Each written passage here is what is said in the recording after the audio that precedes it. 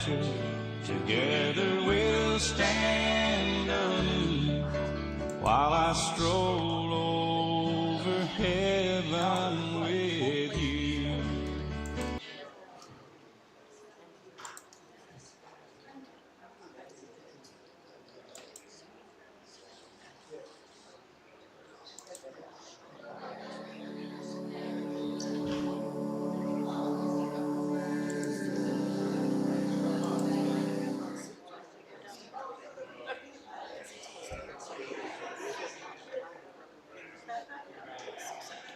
Maybe if we could have a little more volume on the music. Please, thank you.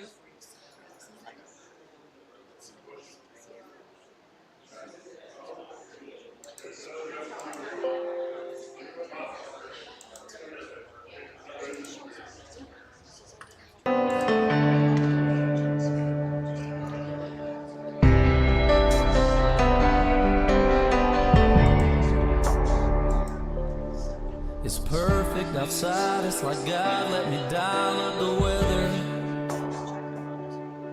Got the whole crew here, I ain't seen some of them in forever. It's one of those never forget it, better stop and take it in kind of scenes. Everything's just right, yeah, except for one thing. You should be here, standing with your arm around me, cutting up, cracking a cold beer, saying cheers. Hey y'all, it's sure been a good year. It's one of those moments that's got your name written all over it. And you know that if I had just one wish, it'd be that you didn't have to miss this. You should be here.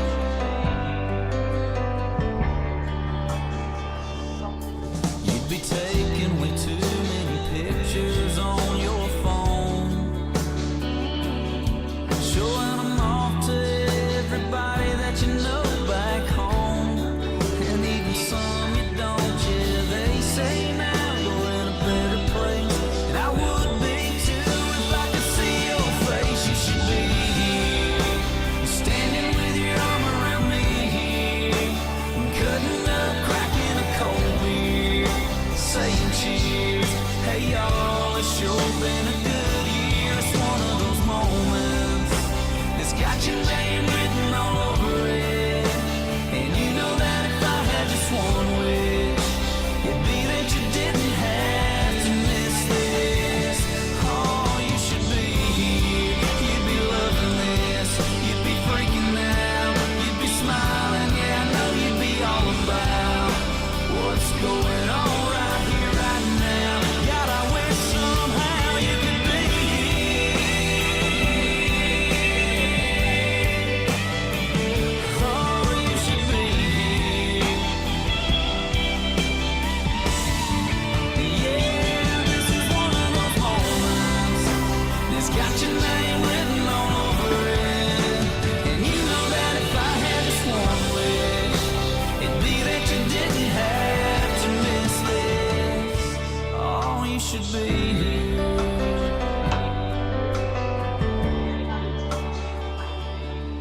You should be here.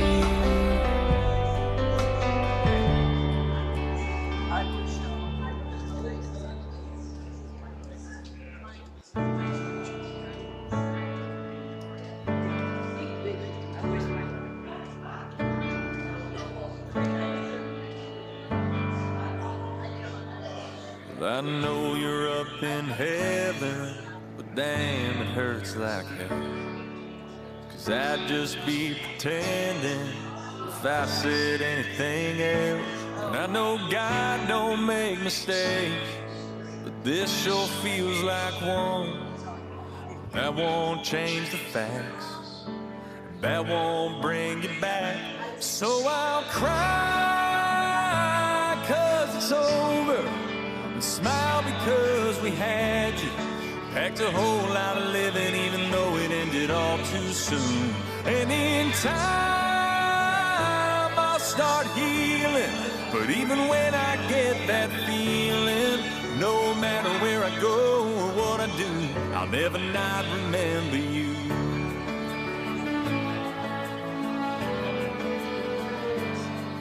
Thank God for all the memories and pictures on my phone.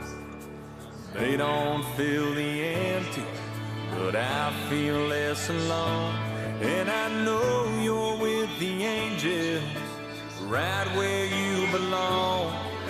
'Cause you were warm to us, you left a legacy of love. So I'll cry 'cause it's over, and smile because we had you. Packed a whole lot of living even though it ended all too soon. And in time I'll start healing, but even when I get that feeling, no matter where I go or what I do, I'll never not remember you. You lighten up a whole room like that. You made us think, made us feel, made us all laugh. You always giving that shirt off your back. I miss you bad, I miss you bad. So I'll cry 'cause it's over, and smile because we had you. Packed a whole lot of living even though it ended all too soon. And in time I'll start healing, but even when I get that feeling, no matter where I go or what I do, I'll never not remember you. Oh, I promise you, I'll never not remember you.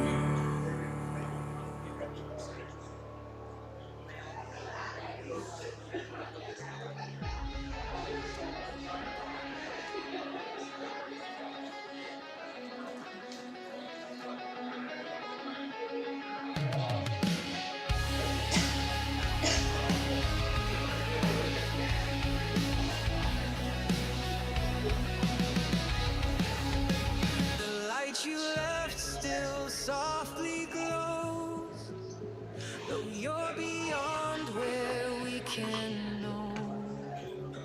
In quiet winds your presence shows, a soul set free, allowed to grow.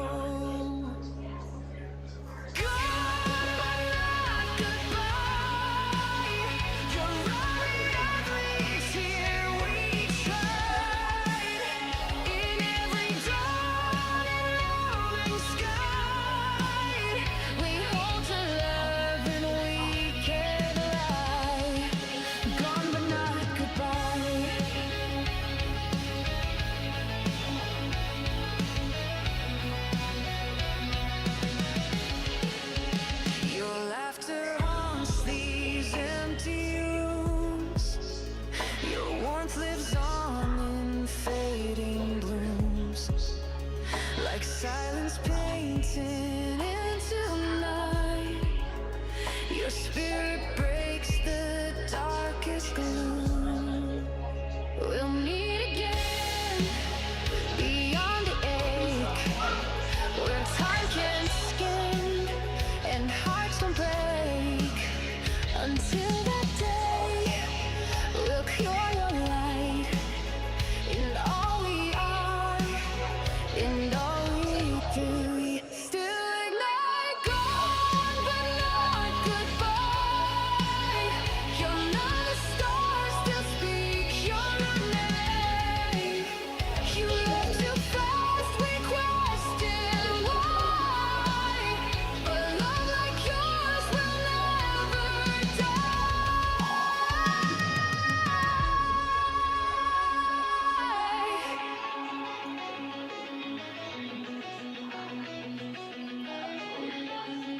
So when we fall or rise and fight, you're watching from the edge of night. A story paused, but never done. You live through us forever.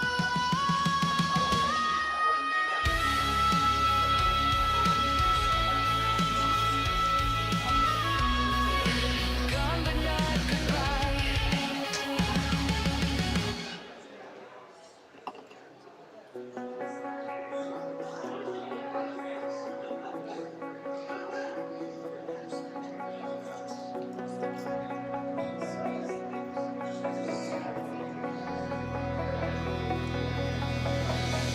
can't believe that you got me in a suit and tie. I had to take a pull so I wouldn't cry. You got a line out the church door saying goodbye.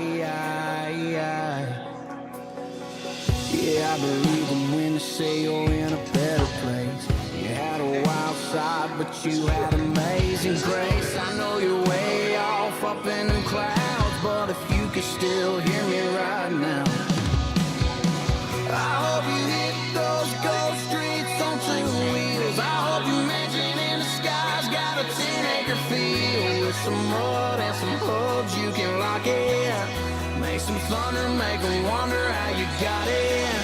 How'd you beer, how'd you clear from a man upstairs? Crank it loud, hold it down till I get there. And when I do, I hope you got some new stories to tell.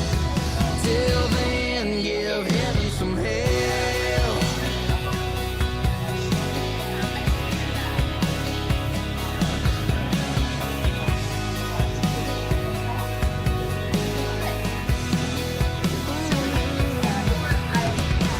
I bet you're looking for a crew like we have. Bunch of noise-making boys that like to live fast.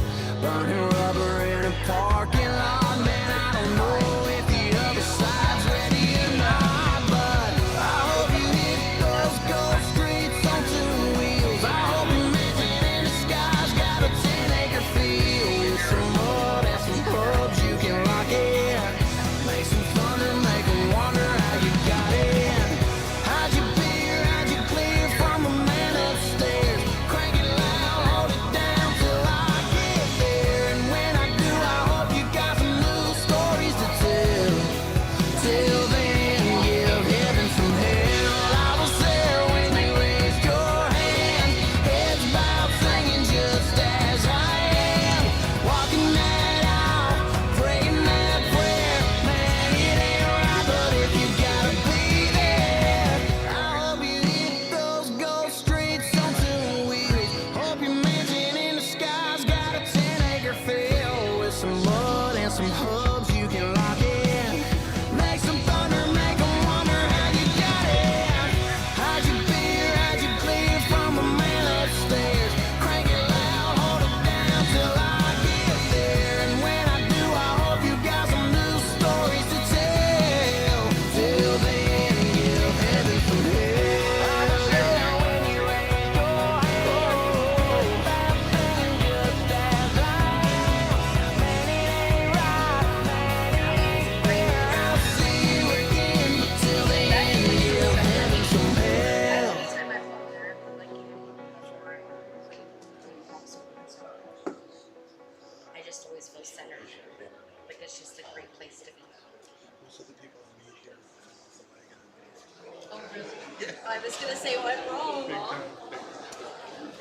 Island time, a holiday.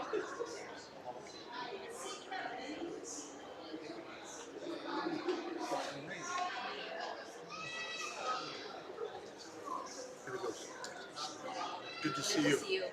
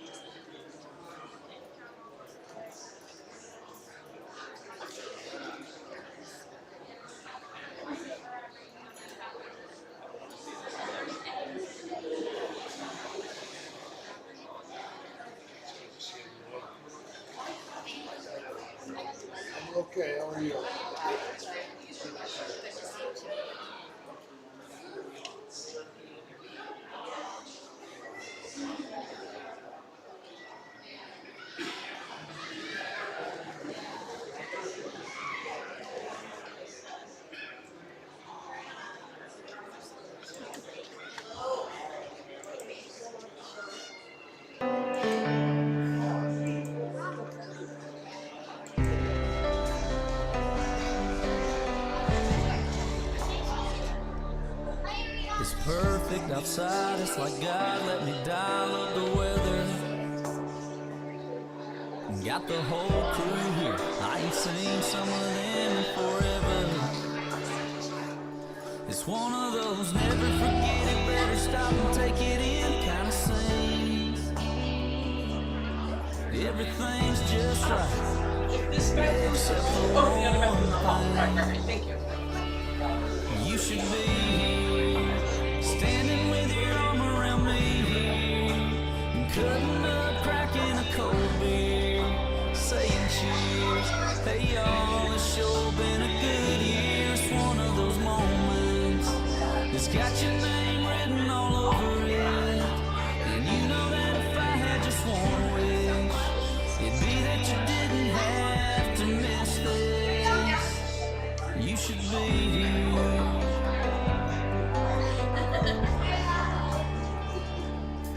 You'd be taking with too many pictures on your phone, showing them off to everybody that you know back home, and even some you don't. Yeah, they say now we're in a better place, and I would be too if I could see your face. You should be here, standing with your arm around me, cutting up, cracking a cold beer, saying cheers. Hey y'all, it's sure been a good year. It's one of those moments that's got your name written all over it. And you know that if I had just one wish, it'd be that you didn't have to miss this. Oh, you should be here. You'd be loving this. You'd be freaking out. You'd be smiling. Yeah, I know you'd be all about what's going on right here, right now. God, I wish somehow you could be here.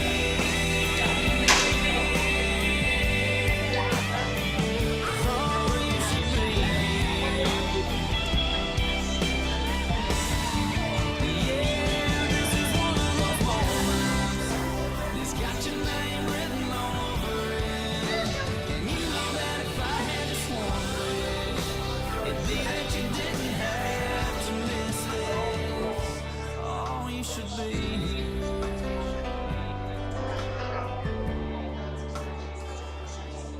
You should be here.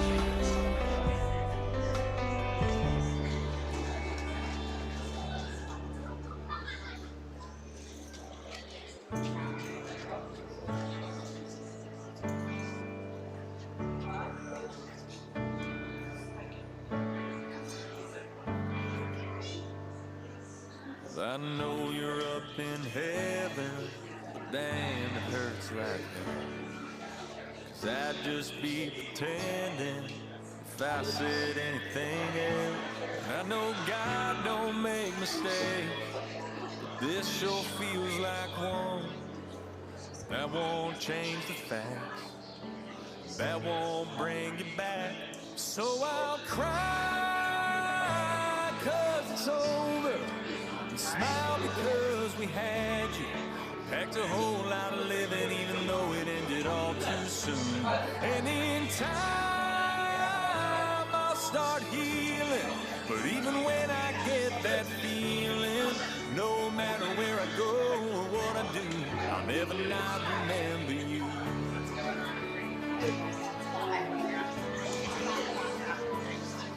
Thank God for all the memories, pictures on my phone.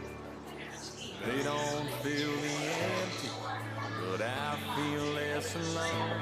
And I know you're with the angels, right where you belong. 'Cause you were warm to us, you left a legacy of love. So I'll cry 'cause it's over, and smile because we had you. Packed a whole lot of living even though it ended all too soon. And in time I'll start healing, but even when I get that feeling, no matter where I go or what I do, I'll never not remember you. You lighten up a whole room like that. You made us think, made us feel, made us all laugh. You always giving that shirt off your back. I miss you bad. So I'll cry 'cause the soul, smile because the packed a whole lot of living, even though it ended all too soon. And in time, I'll start healing. But even when I get that feeling, no matter where I go or what I do, I'll never not remember you. Oh, I promise you, never not remember you.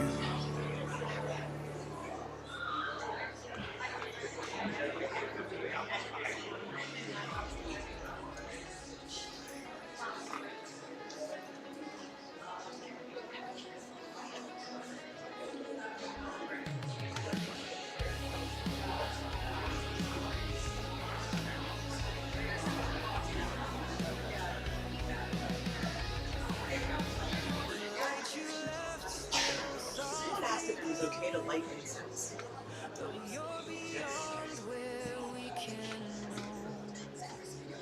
In quiet winds, your presence shows.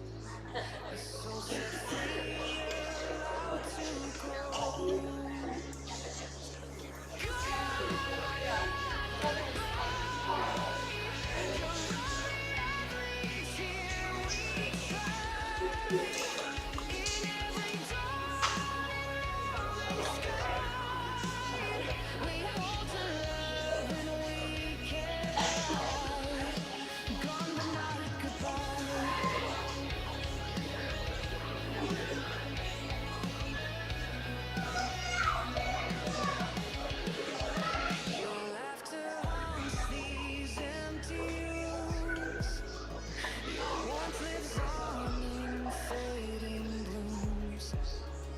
Like silence painting into night, your spirit breaks the darkest gloom.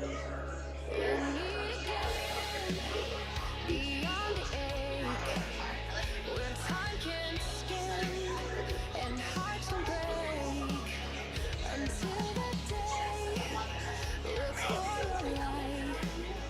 And all we are, and all we do. Yeah, I know. Yeah. Yeah. I went to.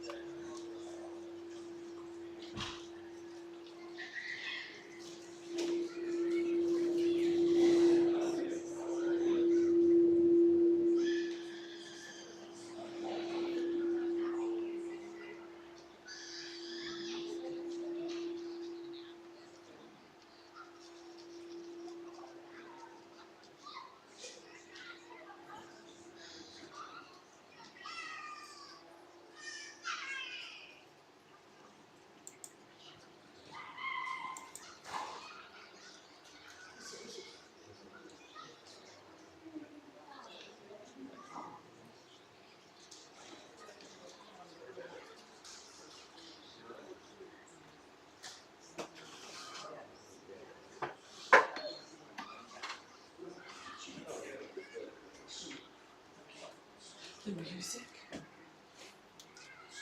it off and see if we can hear the waltz. You want it back on? Oh, yes, the music back on for sure. Thank you. Sorry, but right, I think she was testing it on. Thank you.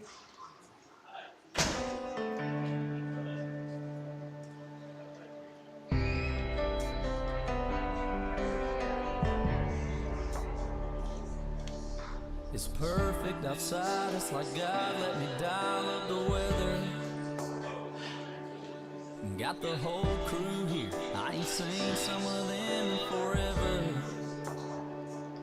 It's one of those never forget it, better stop and take it in kind of scene. Everything's just right, yeah, except for one thing. You should be here, standing with your arm around me here, cutting up, cracking a cold beer, saying cheers. Hey y'all, it's sure been a good year. It's one of those moments that's got your name written all over it, and you know that if I had just one wish, it'd be Check, check. Here we go.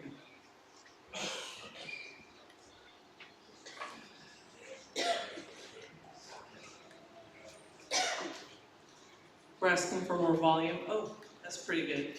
Okay. Thank you. All right, we have some more folks filing in. I'm Jennifer, and this is Julie. It's such an honor that the family welcomed us to help facilitate here today. This is the lovely Tia. So thank you all. So we're gathered here. Seriously, this is just so surreal. I'm still sitting with this, but here, pardon me, let me focus. We are gathered here to honor the extraordinary, one-of-a-kind Brent Randall Jones, foremost a son of God, beloved son, brother, the best uncle ever, and a brother from another mother, as I've heard many say. Our hearts go out to the entire family, most especially Lorraine, most especially you, Lorraine, who Brent so dearly loved and cared for beyond measure.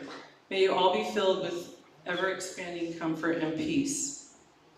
So I welcome you all to focus on the fact that energy never dies. Rather, it changes form. Summarizing the book, A Course in Miracles, is relevant. Nothing real can be threatened, and nothing unreal exists. Herein lies the peace of God. While that reality gives some comfort, we experience a plethora of feelings with death. From deep sadness, our loved one is physically gone, to relief they are no longer suffering, to hopefully ultimately the joy that they're in the best place of all. And that's what Brent believed. Back home with God, that's the best place of all. Source, creator, spirit. And it's okay if you align to something completely different. There's no right or wrong here. There's solely resonance, which was another favorite phrase of his. As Brent would say, just be with it. Feel the feelings as blessings, and really the reminder that he is with us always and in all ways.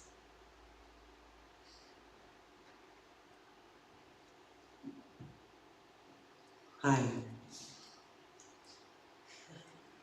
This is so wild that we are here.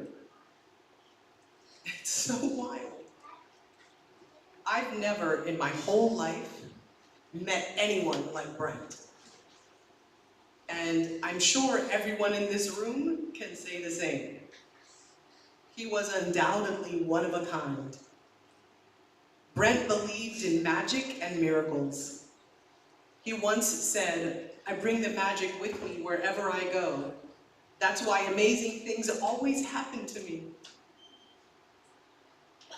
He was simultaneously simple and ultimately complex. We had some deep and mind-blowing conversations. We both knew this is not who we really are. There is an unspoken agreement when we're born. We know that one day this body will go away. This body is a temporary rental. One day we will all cease to be. And we never know when that day will be. So let this be a reminder, an invitation to love fiercely. Follow your passions. Don't sweat the small stuff. Let it go. Joy is found in the ordinary, everyday moments. I know that we are all hurting today. It still seems not quite real. And I want you to know it may appear that grief never ends, but it changes, it transforms. It's a passage and not a place to stay. Grief is like the ocean. It comes in waves, ebbing and flowing. Sometimes the water is calm, and sometimes it's overwhelming. All we can do is learn to swim. Grief is not a sign of weakness, nor a lack of faith. It is the price of love. Be the things you loved the most about the people who are gone. Trungpa knew what he was talking about. The tender, broken part of the heart is the doorway to true openness and the feeling of being fully alive. Let your grief break your heart wide open, rather than contract. Let your love expand who you are. Take the love that you have for Brent and spread it around. One of the most impactful ways I know to expand our love and heal our hearts is through the restorative power of prayer. I invite Tia to come lead us in prayer.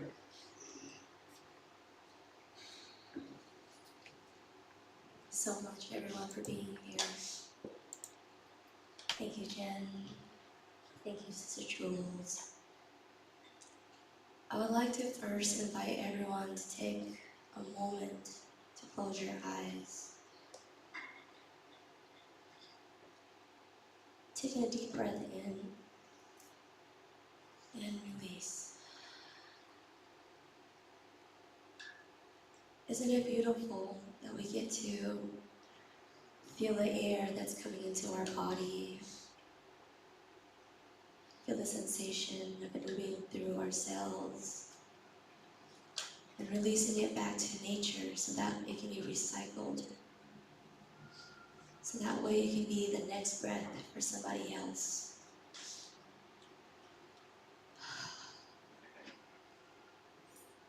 Brent may have taken his last breath in physical form, but he is always breathing life into us wherever he's at.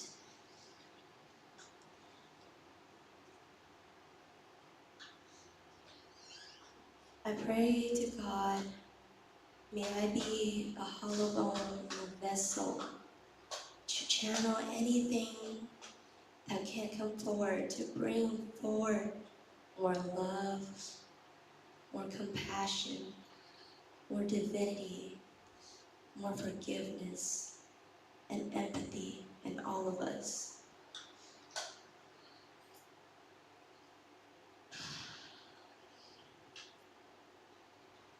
God, you are the one source.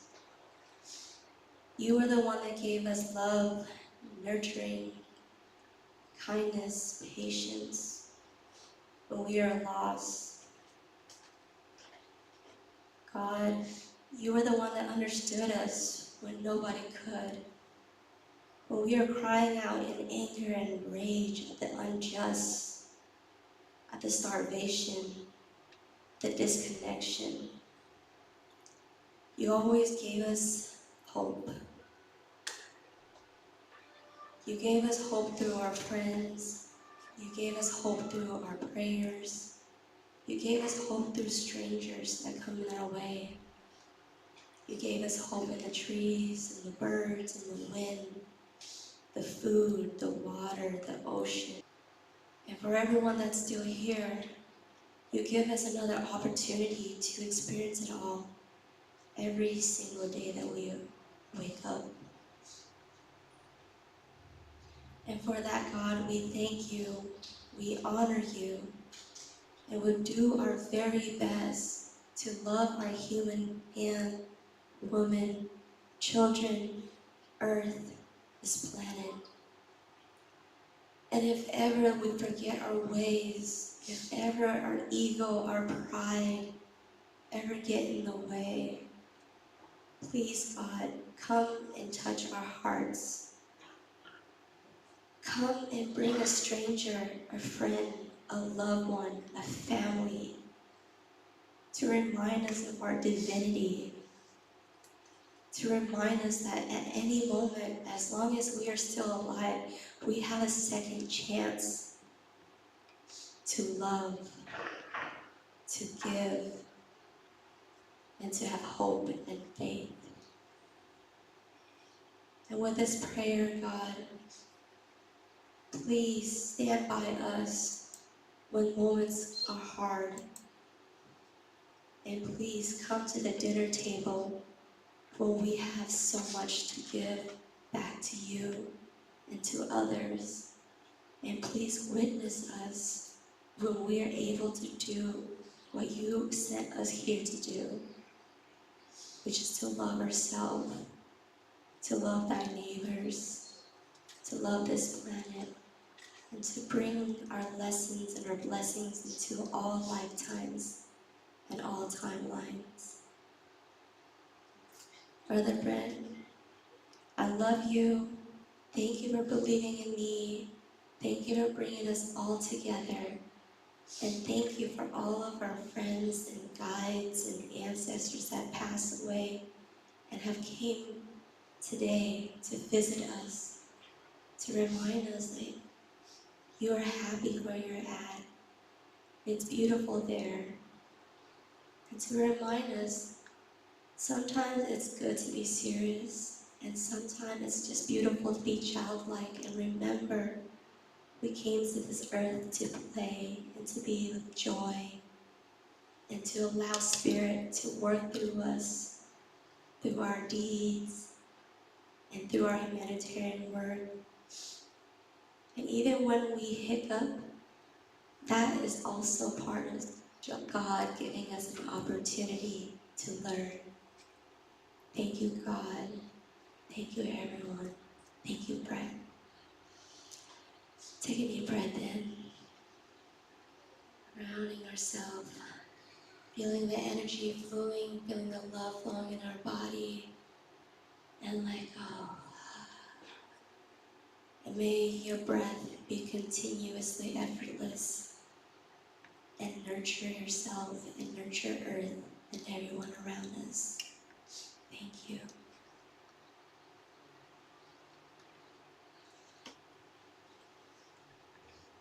Thank you, Tia. That was beautiful. Now I'd like to invite up Brent's brother, Brent.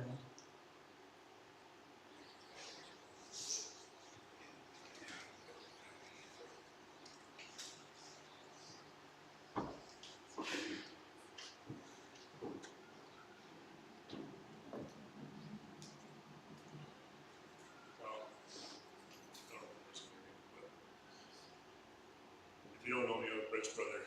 I'm Brent. He was 2 years older than I was. I've been through some hard things in life. But this one is really very, very difficult. I am grateful that I had such a great brother, such a great mentor in life. Our dad died when I was really little. He wasn't really around before that.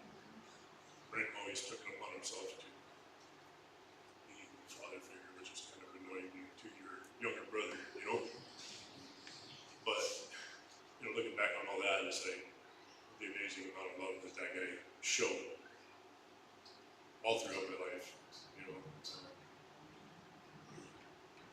Brent is a guy that wore many, many different hats in life.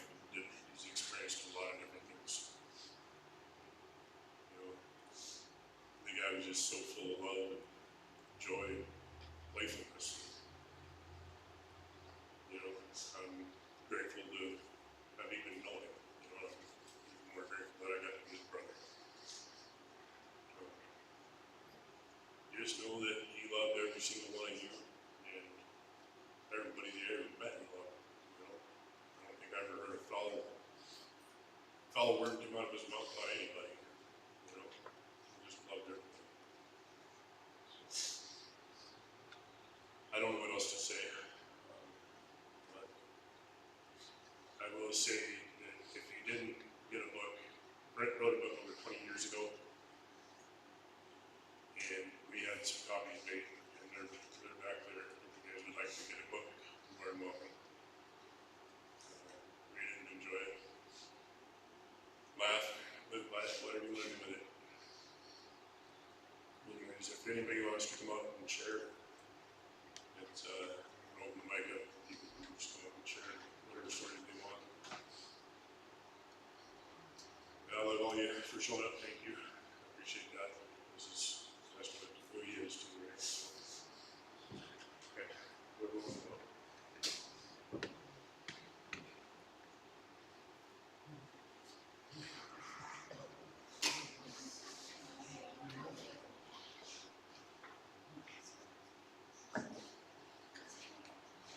If you want to come share, you're welcome to come share. If this feels intimidating, we have another microphone. There is no right or wrong way to do this. Would you like to share your poem? Exactly. I can also bring a microphone to you.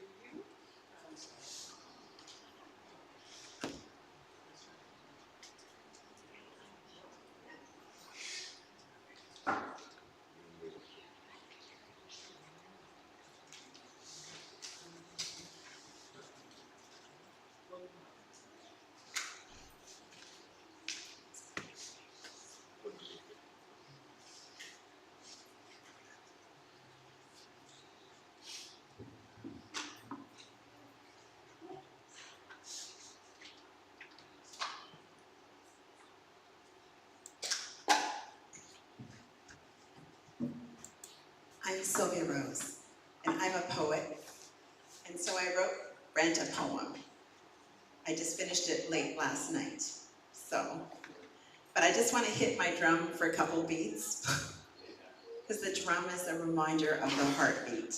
That's okay. It's okay that it fell on you. I'll pick it up later.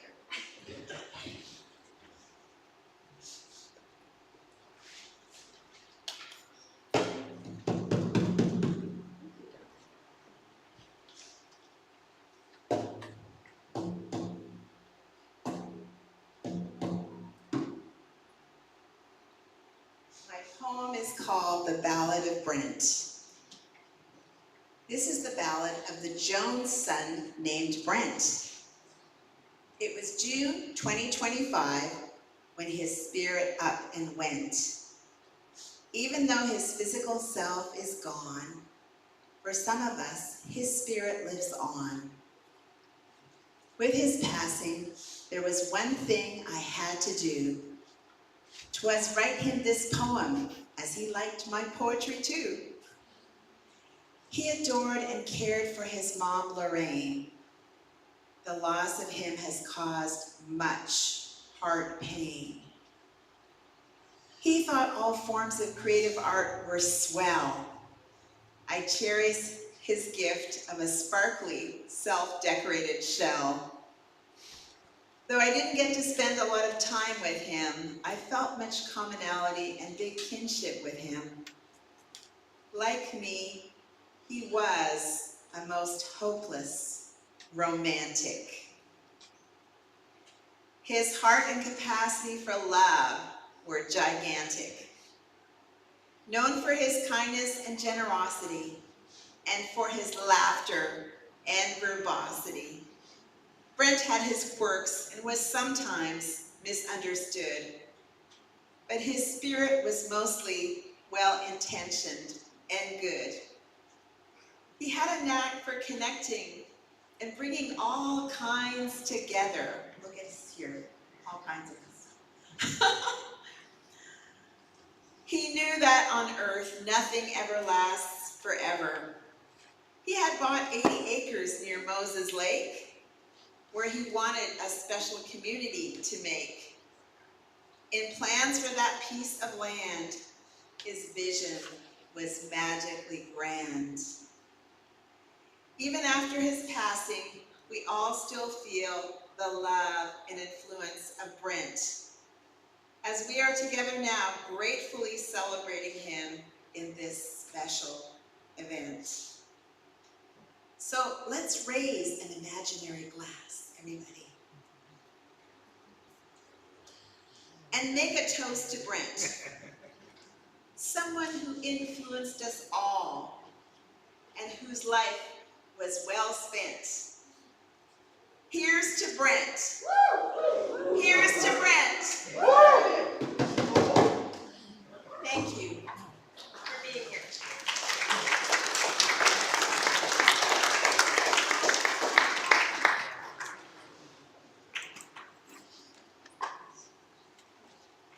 Thank you, thank you. Yes,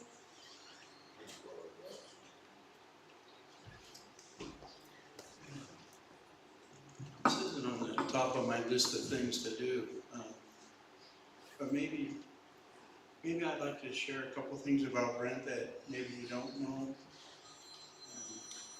Lorraine, his mom, and my father used to, when they were courting their spouses, used to drive up to Canada together because they lived down there, and the people they were interested in lived up north.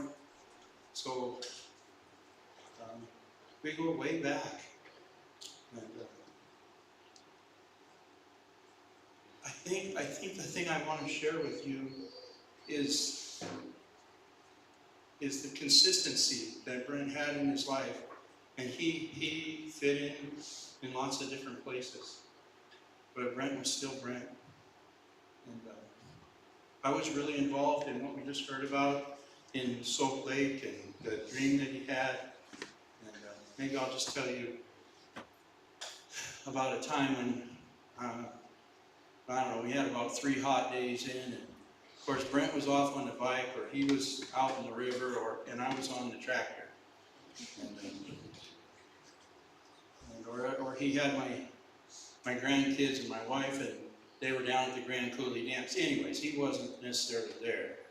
But that night we went out for supper, and this is Brent. This is classic for those of you who know him. You know what he said? He said, "That's it." He said, "We got to start all over. We're not thinking big enough." And we already had a hole that was 164 foot in diameter, and it was over 18 feet deep. We were building some place where we could get down underneath the radio waves, and we could have concerts, and we put a sand floor in the bottom of it. So there was no limit. Money didn't seem to impact his dream. Reality didn't impact his dream. And he just lived it. And appreciate that about him. And the thing that I noticed that it always did for me was that it unlocked potential in me that I didn't even know I had. And never was I with him when he wasn't stretching me.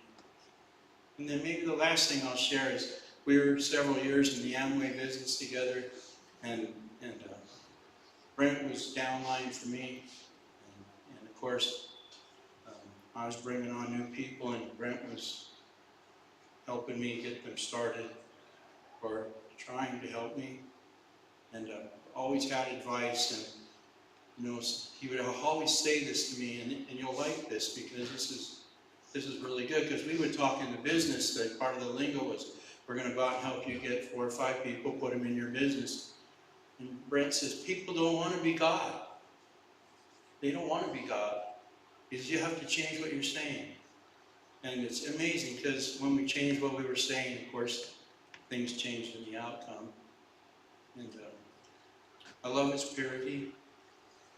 I love his care. I love his stability. And I can't tell you how many times that my little kids, we got one of them here that's over 40 now, and a couple others, but when they were little, I can't tell you how many times that Brent came with a bag of school supplies, or took the kids and went shopping and got them clothes. And so he liked having money, but only because he wanted money that he could give away. And he found joy in helping other people. And those are just some of the things I'd like to build into my life, and make sure that as we journey, that people that we touch are in a better place than when we met them. That's what Brent did for all of us.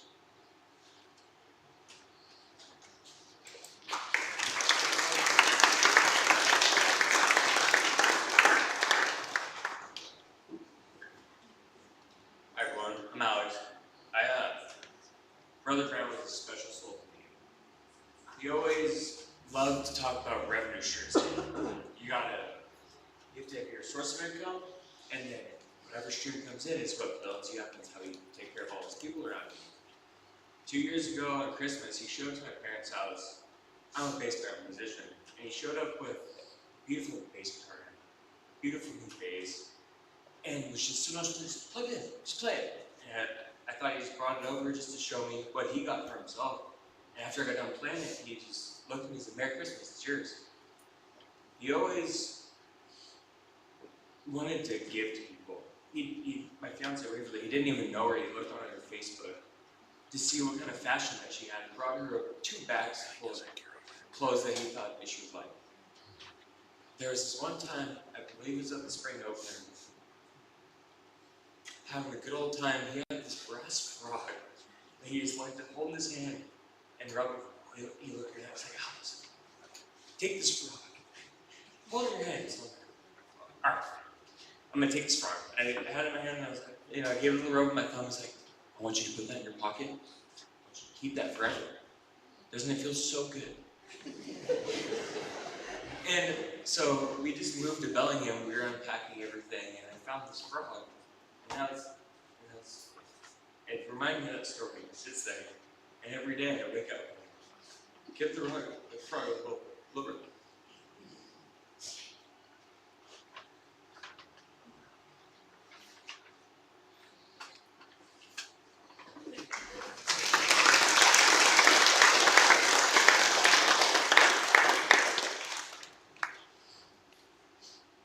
I just wanted to give a little bit of housekeeping notes that this is being live streamed for those that can't be here in person. So microphone tip is to talk directly into the microphone so it's clear sound for those that are watching it from other places.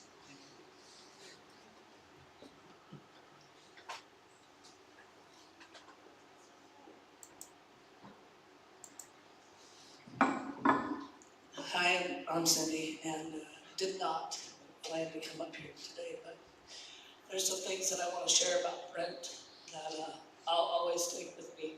And one of those things is that Brent was a very giving person. Brent was a very self-made man and helped a lot of humans. And there were times that I struggled financially. Brent didn't give me money. I didn't want his money. I said, "Brent, I don't know what to do." And he said, "I do. Why don't you come to work with me tomorrow?" I am not a landscaper by any means. But it gave me a job. And it put money in my pocket for that job, a fair wage that I appreciate. He was Uncle Brent to every child. He would bring over totes of clothes, and we would all sit as a bunch of kids and women and go through these totes of amazing clothes that he would find. And he loved to yard sale and bring us all kinds of fun things to look through. He clothed my children. My child was accepted to college, and we had just a little tiny crappy car, And he knew that we shared a car and drove Bailey back and forth to Lacey every day. And then one day, he just showed up with a car for Bailey. The things that he does for people is far beyond financial. It was his heart being poured out. There were times that we had fun, so much fun. We snuck away and ran away to Vegas. I know Brandy Dalton would love to be here to tell this story with me, but it was a secret trip. Not very many people knew. And we took a red-eye flight, and I tell you, everybody in this room knows that Brent embodies phases and chapters and the parties. And when we were going to Vegas, he bought all of the Vegas stuff, all the big weird sunglasses, all the things that he could ever make it look like he was a part of that moment. And that's what he did. And he had many chapters. He was a biker. He was a landscaper. He got into this weird hippie phase.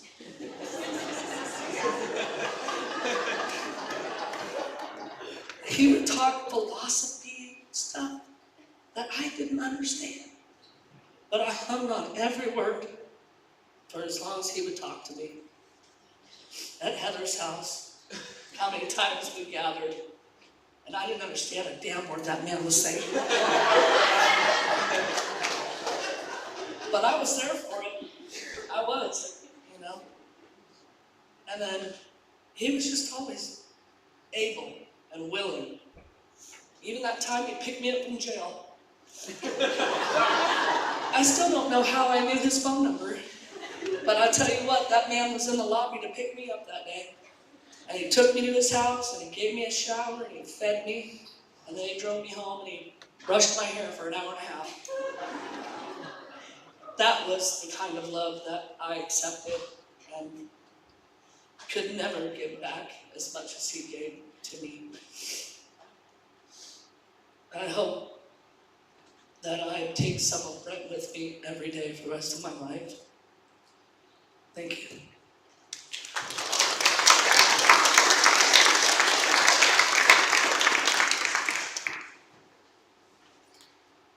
Shoes is one of the first things I remember bonding over.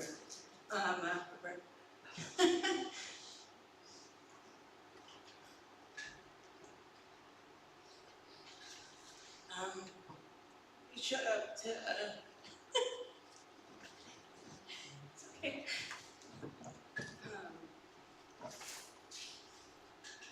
We showed up to my dad's house one day to take all of his kids shopping for shoes. And we were looking at shoes, and I found a pair that I liked. He's like, what about these? And what about these? And I'm like, yeah, they're all cool. But you're making this choice harder for me to choose one. And he's like, you don't need to choose one. We're gonna get them all. So anyway, I came home that day, and I got 7 pairs of very really cool, you know, rainbow colored shoes. Some of my favorite memories. And I think every time I come up to visit Uncle Brent up here, I would always end up at some store or some thrift shop, and he was buying me another pair of shoes. And so my favorite pair of shoes that I have, I've only worn them once. I've had them for like 5 years because they're so cool. And he picked them out too. I finally got to wear them for a New Year's party because they're like a short boot heel covered with silver rhinestones. But yeah, just wanted to share.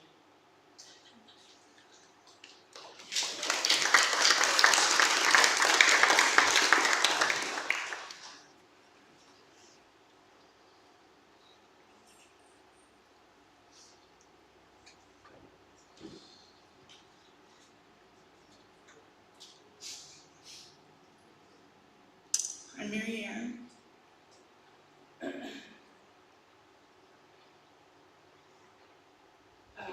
I too lose. One of my favorite memories of Brent is when I was living with Brad, and I was just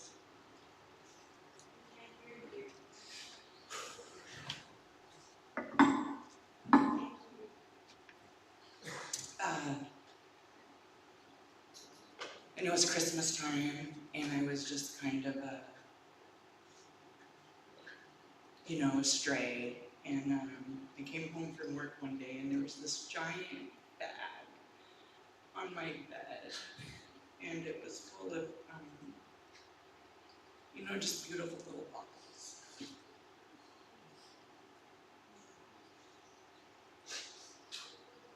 And out of everyone in the world to be remembered on Christmas, like it was this man who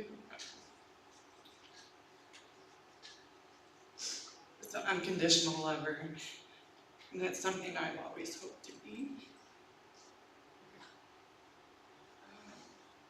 What I do want to share is this reminds me exactly of his spirit. It's called Epitaph, and it says, "When I die, give what's left of me away to children and old men that wait to die.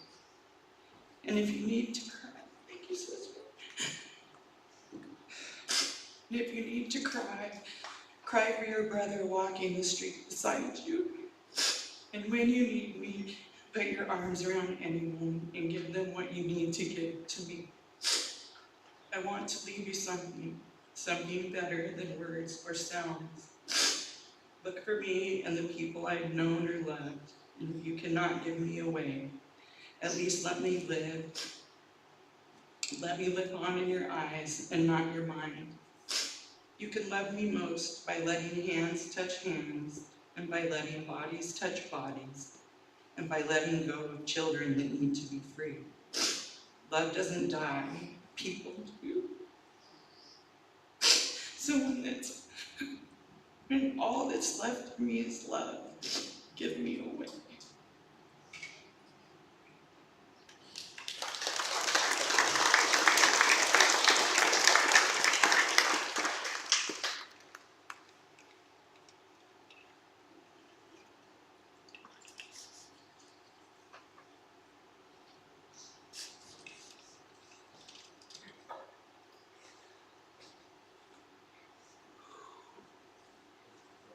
Good afternoon, everybody. I'm John, and been friends with Brent, I guess, going on about 50 years. We grew up together in Curlew, Washington, and played Little League and slept over at each other's houses and fished and camped and came of age together, and it's funny, I on the drive here up from Oregon, I was trying to explain to my wife, Gina, who Brent was, and even in high school, Brent was a larger-than-life character, and he never changed, I realized, especially from hearing the people that have spoken today, and I'm so sorry, Brent. Never ever in my life have I ever known a man that loved his mother more than Brent. Ever. After high school, I didn't see Brent for many years. A few years. He swung by my house in Beaverton and sold me an Amway starter kit.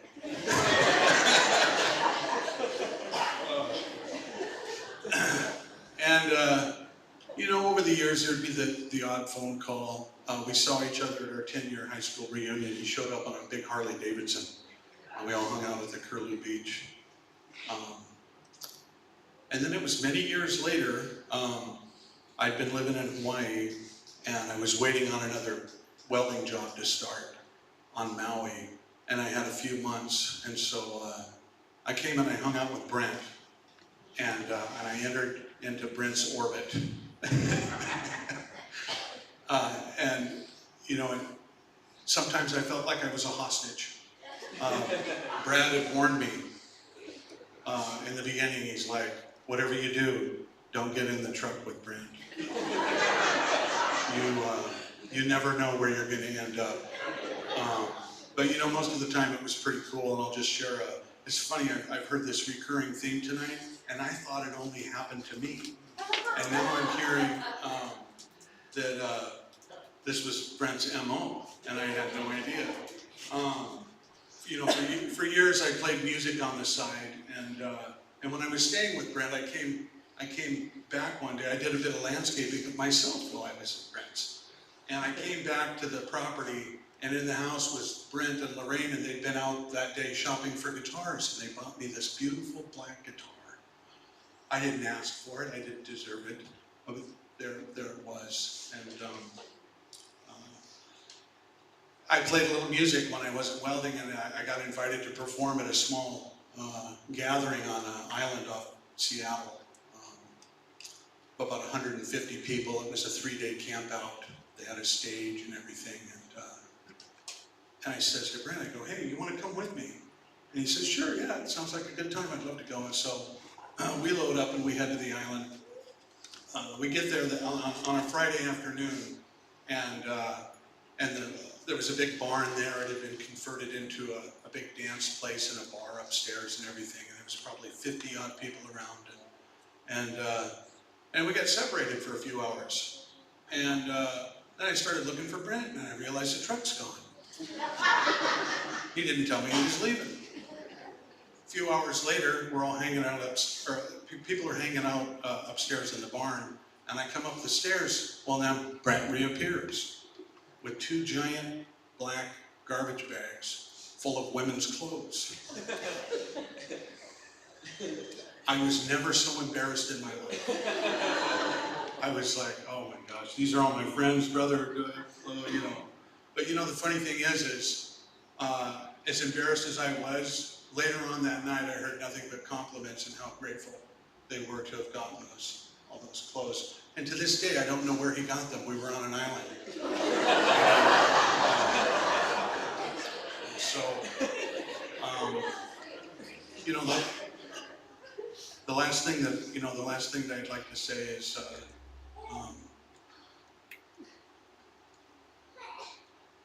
when I left and I went to do that job in Maui, it was supposed to be for a year, and then the job crapped out after about 4 months, and I had a 2-bedroom beachfront condo in Kihei, Maui, that was supposed to be paid for 6 months, and so I got a hold of Brent, and I said, hey brother, why don't you come on over? And so Brent came to Maui for a week, and we got to have a pretty good time, you know, I'll say that. And he left, and I think it must have been about a year later or so, was the last time that I saw Brent, and I swung through his place in Burien on my way home to Curly.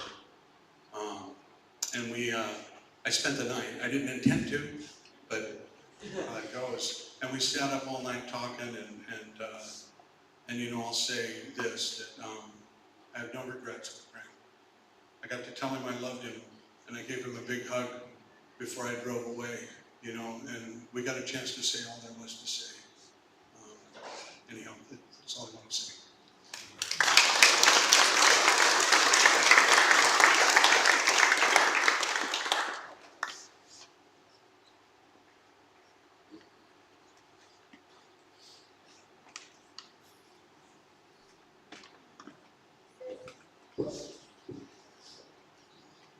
So, Brent was my uncle, and I have a different perspective on him. Yes, he was always generous. He would always get us in so much trouble. I remember one time he was working at a hatchery in Aberdeen, and he would sit there and he would milk the salmon, and I still can't eat tapioca to this day because of that.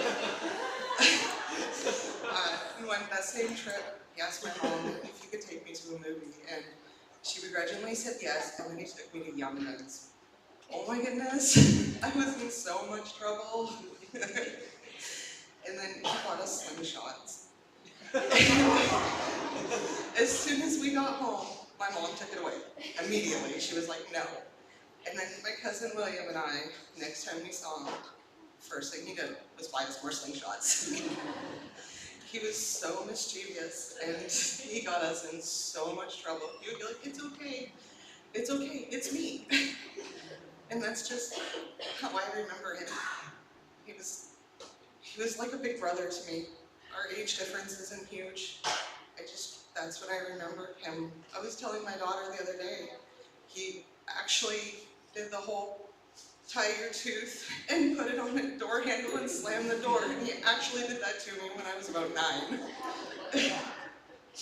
So, that's it.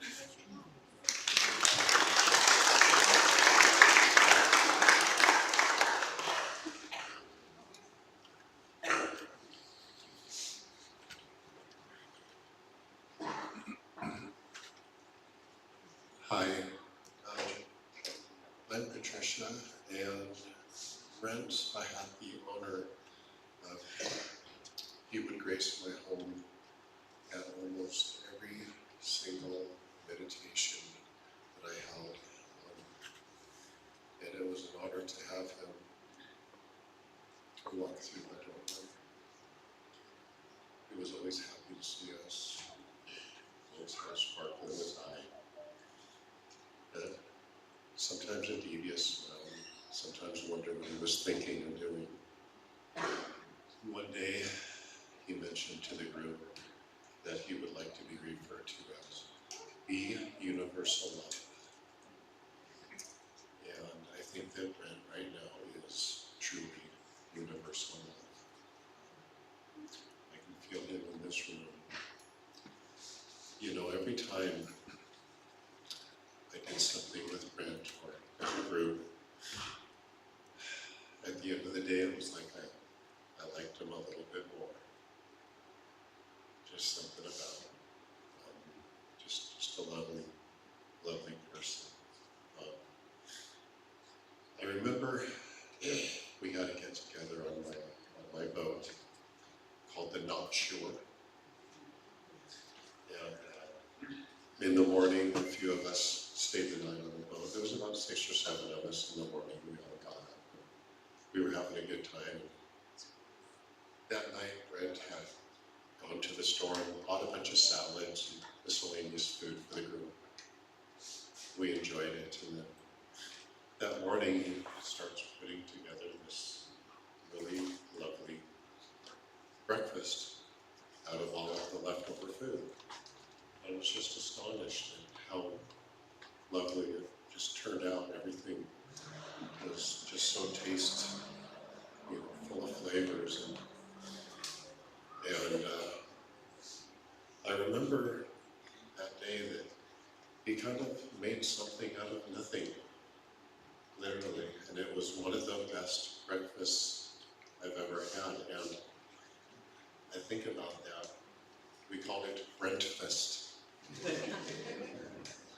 And I just want to leave you with a thought that if you find yourself making something out of nothing, call it Brentfest. I think you'd like that.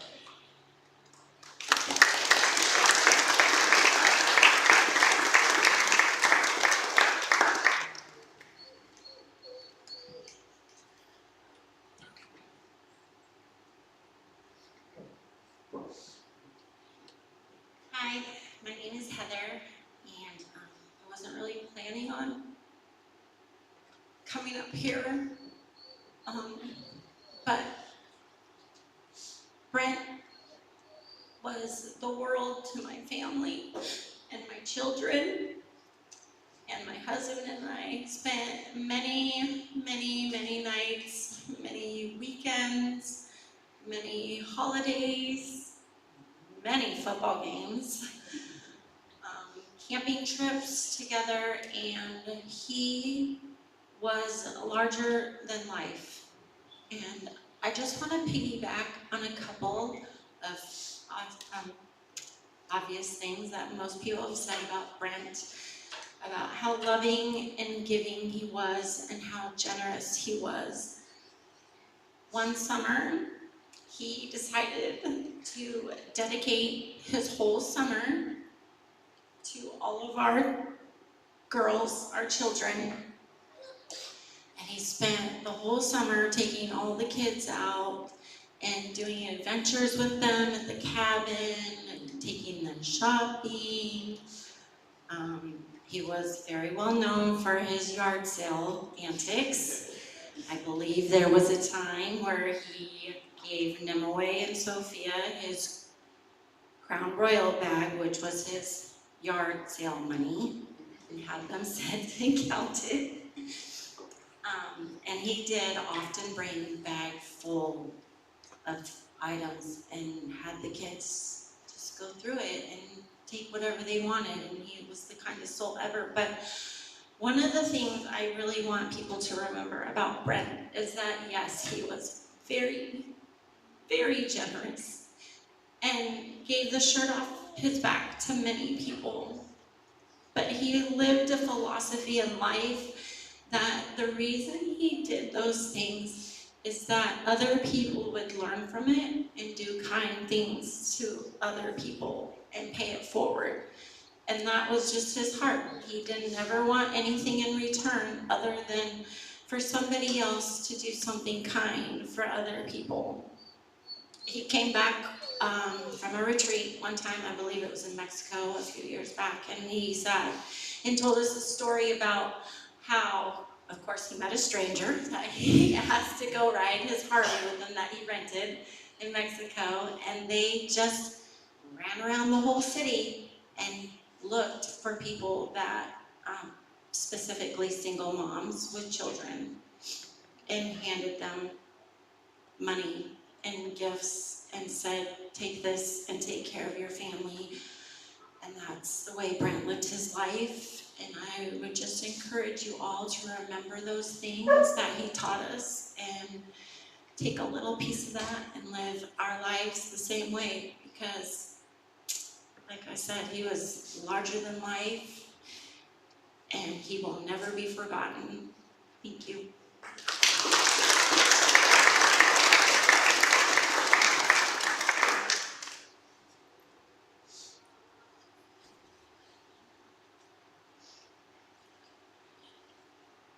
So there will also be an opportunity, if you're feeling shy now, to share later during the potluck. And I have a couple of posts from people online that couldn't be here. So from Troy Bacon, "Be universal love is forever in my memories and heart. I only met him once and spent maybe a few hours in his presence.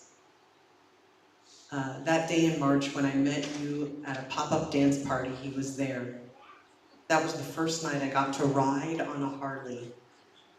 Sensing a theme here, people's first riding on a Harley with Brent.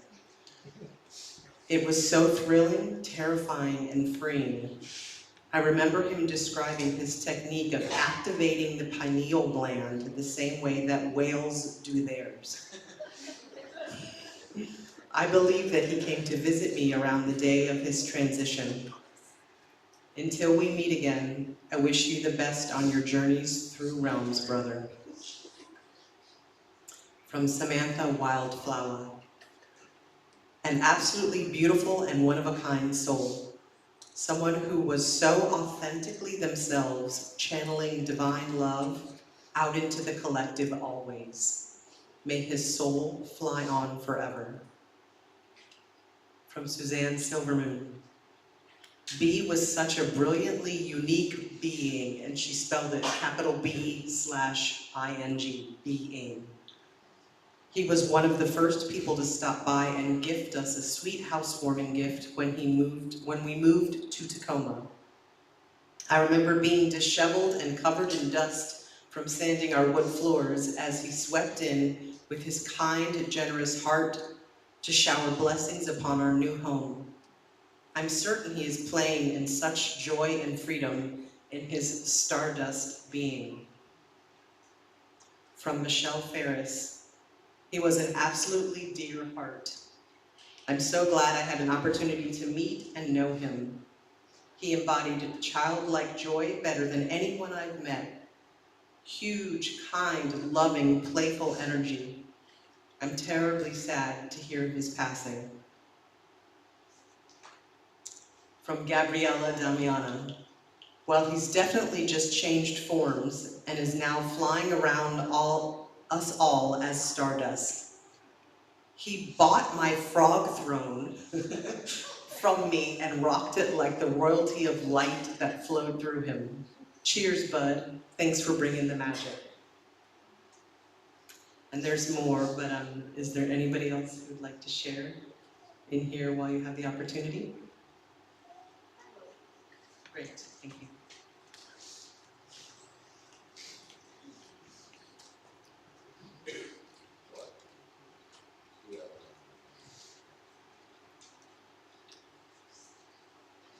Brent was such a privilege to be around. And I sure did enjoy when he was in Facebook, on Facebook, sharing his mother playing the organ. And such a special love for his mom. He also cared about everybody, obviously you can tell that by everything we've heard. But it always felt particularly wonderful when you were in his presence, like you were the only one he cared about. And he did care about my children.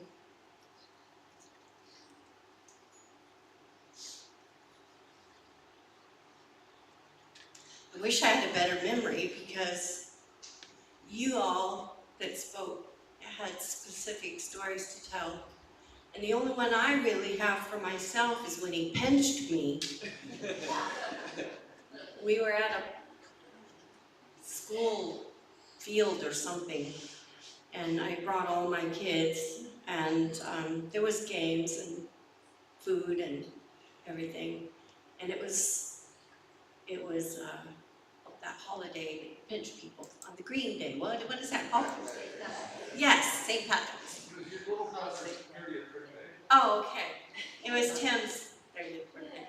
But anyway, it was St. Patrick's, and I don't know if I had green on or not, but he didn't think so, and so he pinched me, and not just a little bit. It was a huge pinch, and it hurt. I just whacked him. Like, how dare you do that? But anyway, he always, if anybody, was coming in on an airplane, I'd say, well, just call Brent.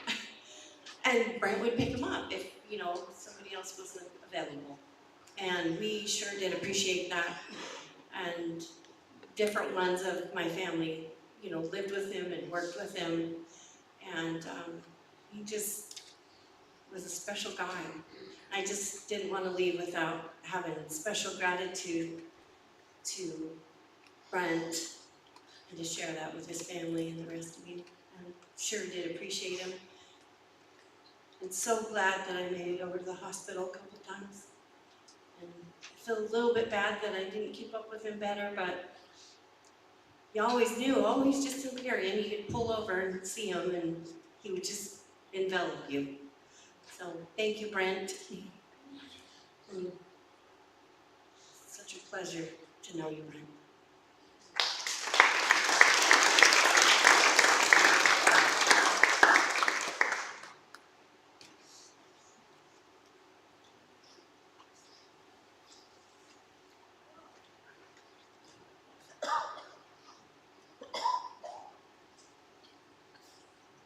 Talking.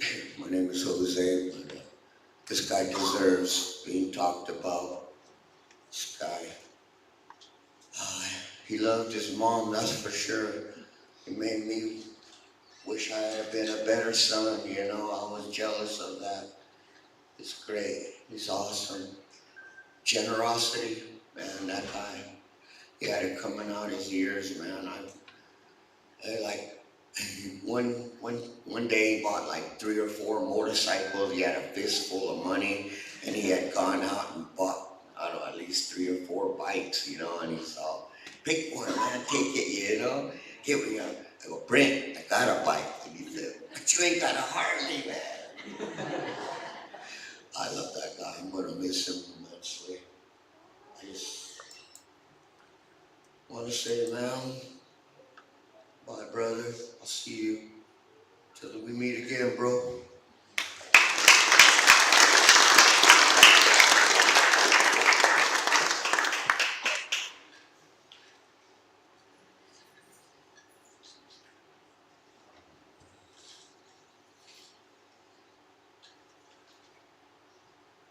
So before you share, I had a clipboard up here that is not here now. So if anybody in your like nerves took the clipboard, it has what I'm gonna say, so.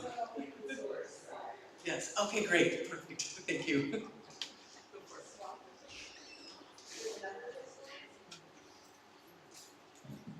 Hello everyone.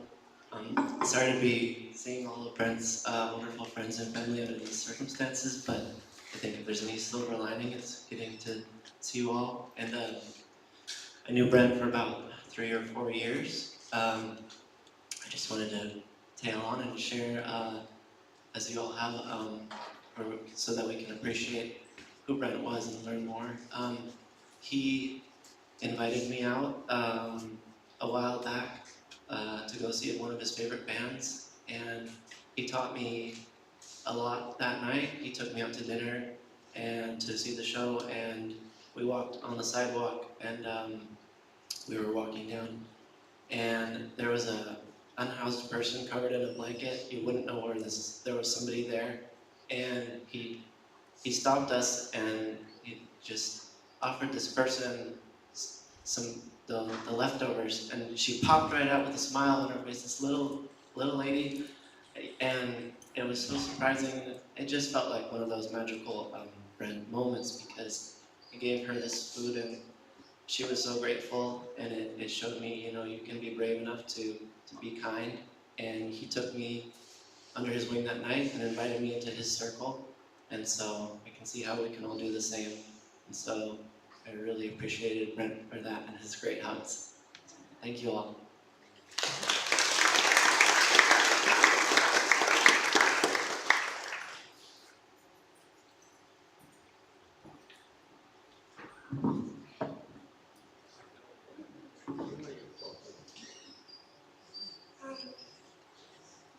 I never really got to see Brent. First time I got to saw him, I was in the hospital.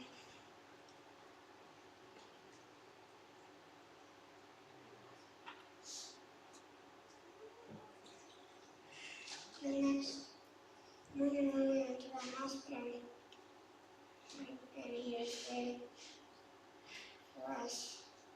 If there, then he took his last breath.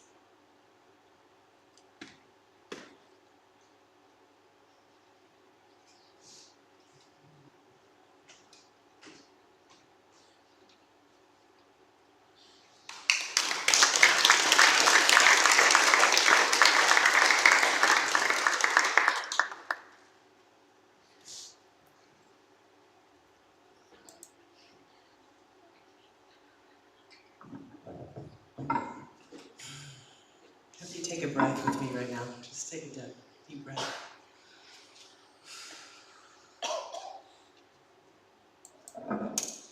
So Ariana asked me to read this.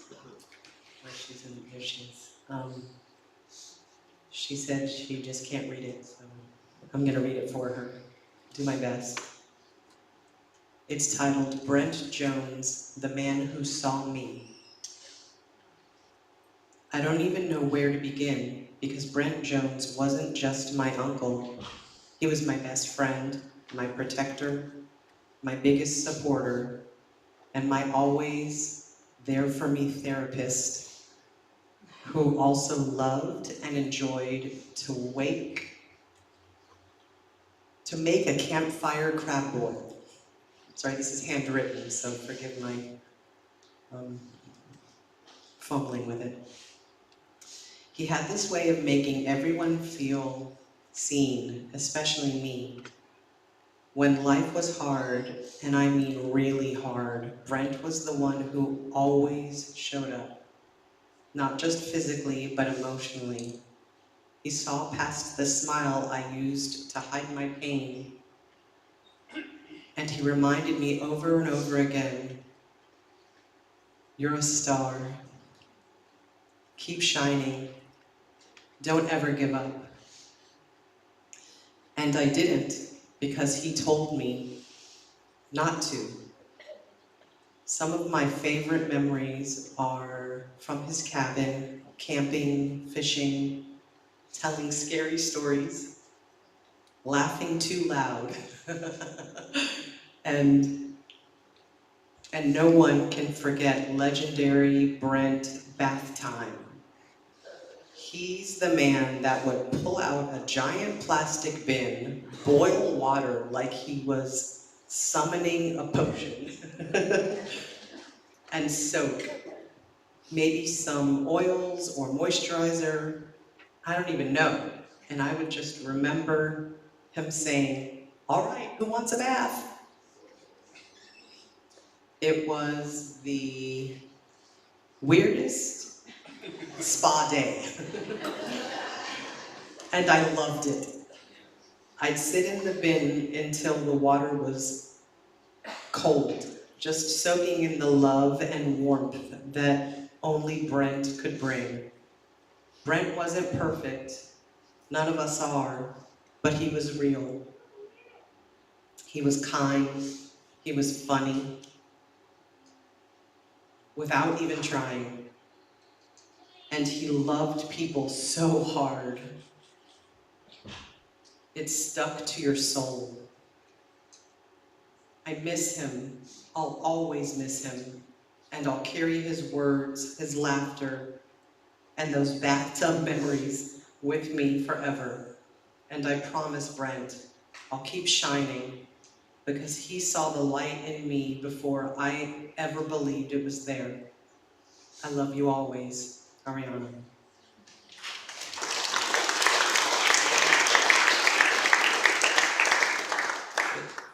Is there anyone else who'd like to come up? Okay, great.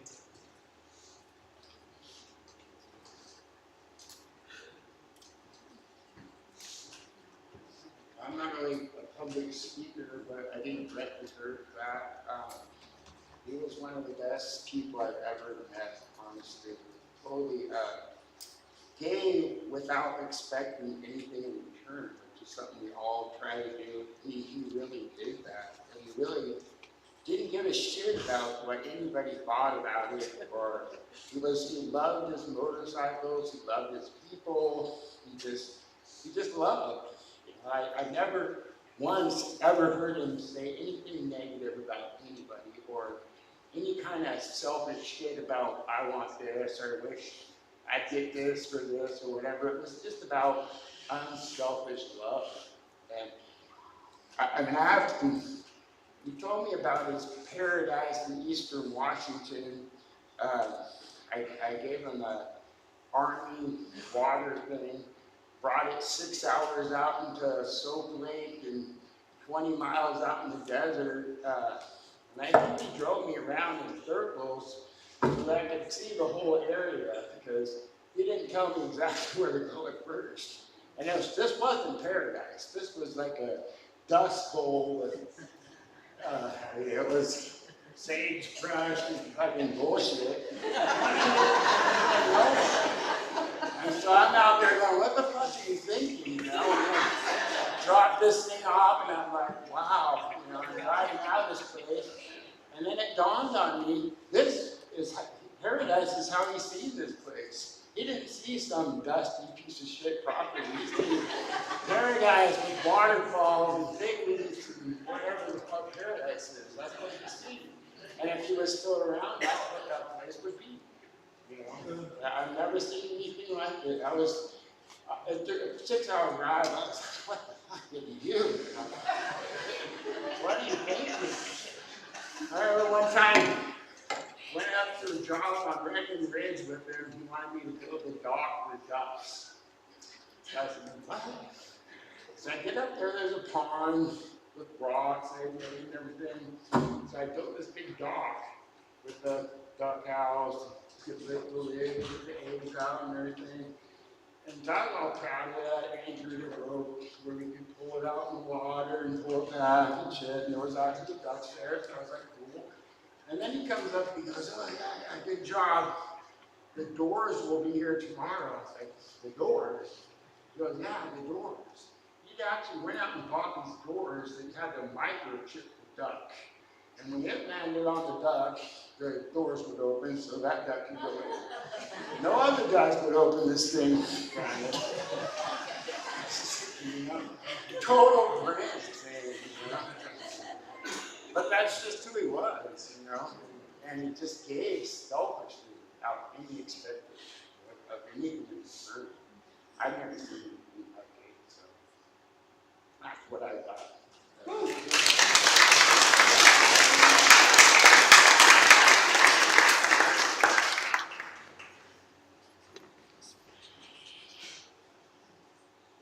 Hi, I'm Omkari, and even though I've only known Brent for a few years, every time I had an encounter with him that I saw him somewhere, it was usually in a party setting.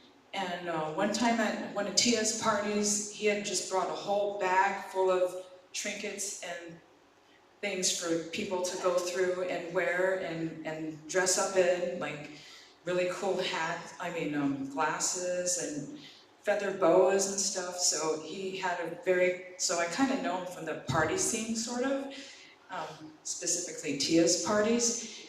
And another memory I have is another party. It was a summer party out in Renton, and it was Arya Rose's birthday. So he had meticulously picked out some really nice, beautiful English china tea set with a rose theme, and it probably got them at a thrift store, I think, because they were all different mismatched kind of cups and saucers and stuff, but he arranged them in such a way that looked really pretty, like an altar almost, and had them all stacked up in a couple of rows. It was so beautiful, and it just seemed like it came from his heart, because her last name is Rose, and so had that rose theme because of her name. And she didn't get a chance to see it because she showed up at her own birthday party late.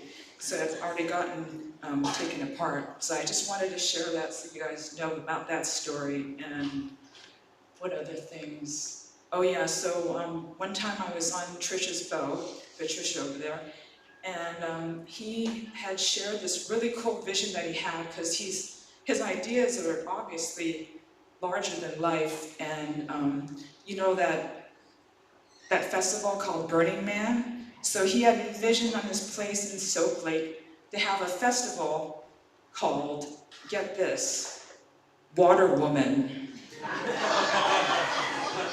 Because women are like, like the earth and Gaia and stuff like that. So that was his vision, to have this Water Woman festival. So maybe someday in the future that could come to his fruition, the way it manifests somehow. Thank you.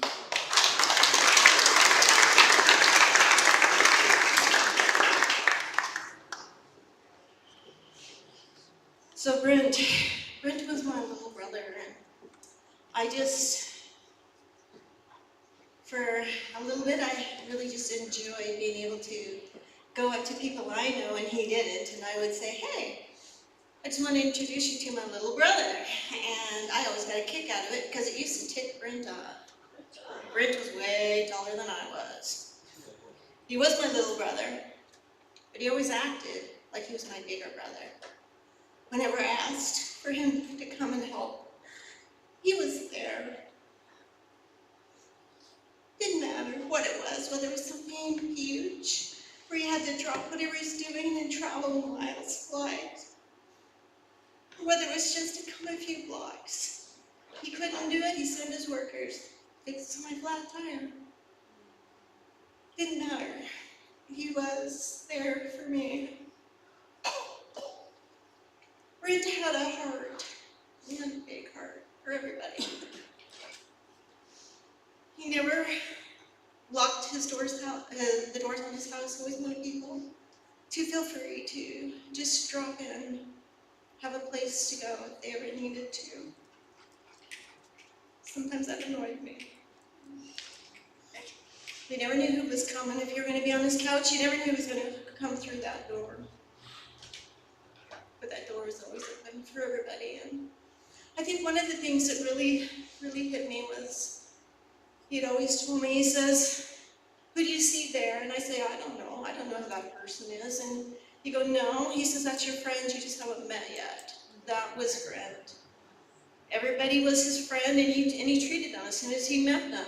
They were his friend, and he treated them as his friend, even though he doesn't know them.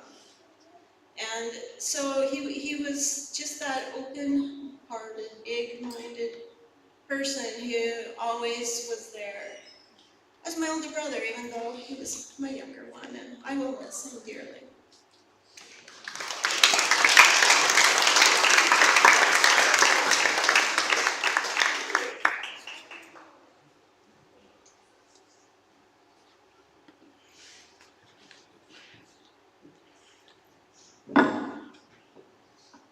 Would anyone else like to share?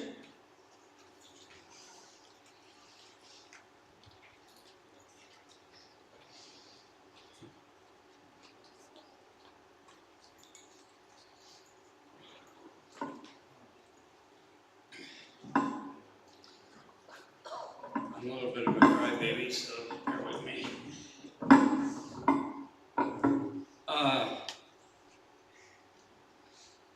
I guess I could say I was destined to know Brent.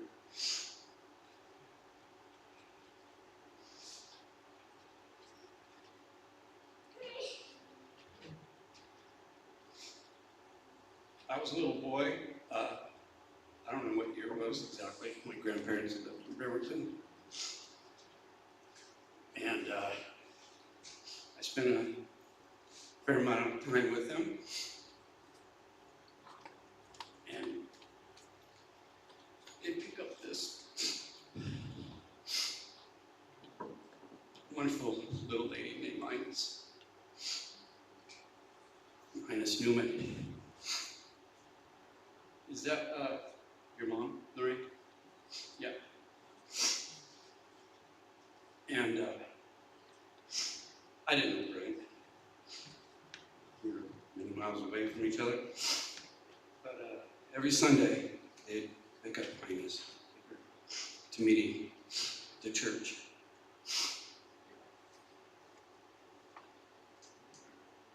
And she was just wonderful, fragile lady. And she just had a wonderful spirit about her. It probably wasn't until, I don't know, 1999, 2000 or so, I went to an Olympia convention, church related, and I met Brent Jones. And I didn't know a lot of people there. It wasn't my stomping ground. But he sat me aside and he said, "We're going to be friends." I don't remember exactly. He might even said, "We're going to be brothers," or whatever. I don't know. And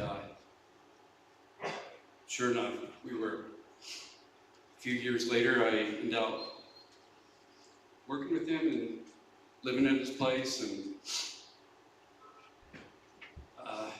it was pretty much just what I needed, what I wanted.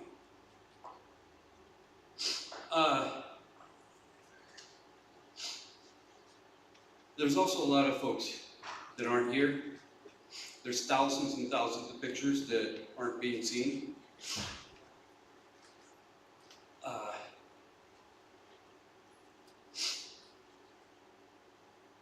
big community in Mexico that he helped out. Not just Mexico, probably other places too.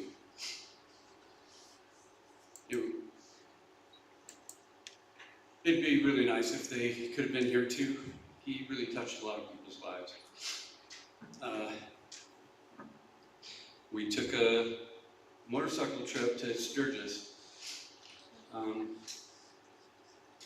Rode from Seattle. Well, I rode from Port Orchard and back, and wonderful trip.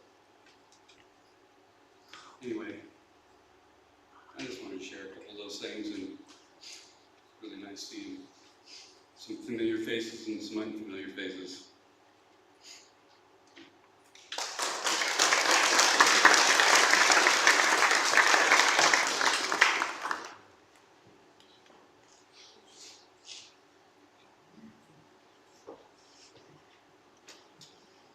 Hey, I'm Adam. Brent was kind of like a surrogate uncle to me.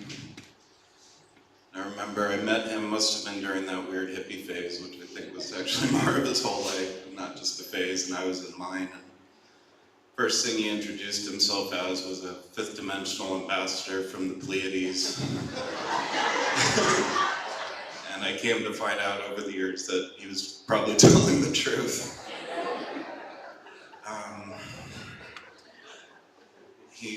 That night too, and many times, he conveyed that there is no I, there's only we.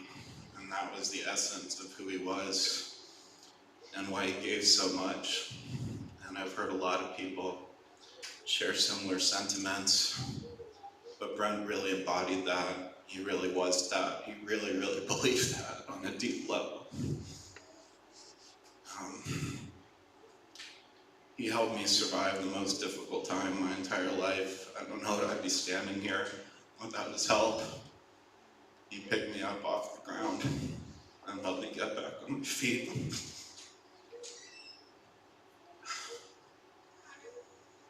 Just one funny memory coming to mind. It was in a Mexican restaurant right down the street from here. I think Los Margaritas or something like that. And he was being boisterous and, chatting up all the waitresses like he always does. And I was like kind of embarrassed. It's like, oh my God, this poor woman just wants to serve food, and he wanted to know her whole life story and about her family and everything. At the very end, he decided he wanted a very special dessert that wasn't on the menu, and he asked for a bowl of whipped cream with 11 maraschino cherries in it, and he'd pay any amount for it. And sure enough, they brought it out for him.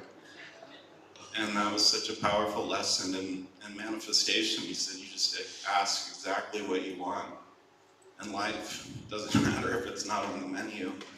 You ask for it and you receive it. And he gave that waitress a $100 tip. There's a lot more I can say, but I'll just leave it at that. I love you, Brent. Thank you all for being here.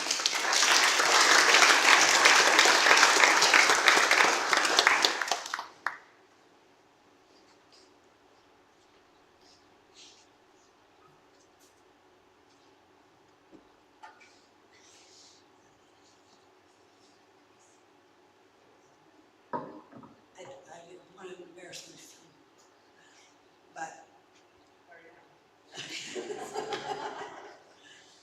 I met Brent through Brad years ago. They were 17 and 19. I met this wonderful gentleman. So my first recollection of Brent was meeting him, of course, but was at a wedding where he held this precious little baby all through the wedding. The baby peed on him.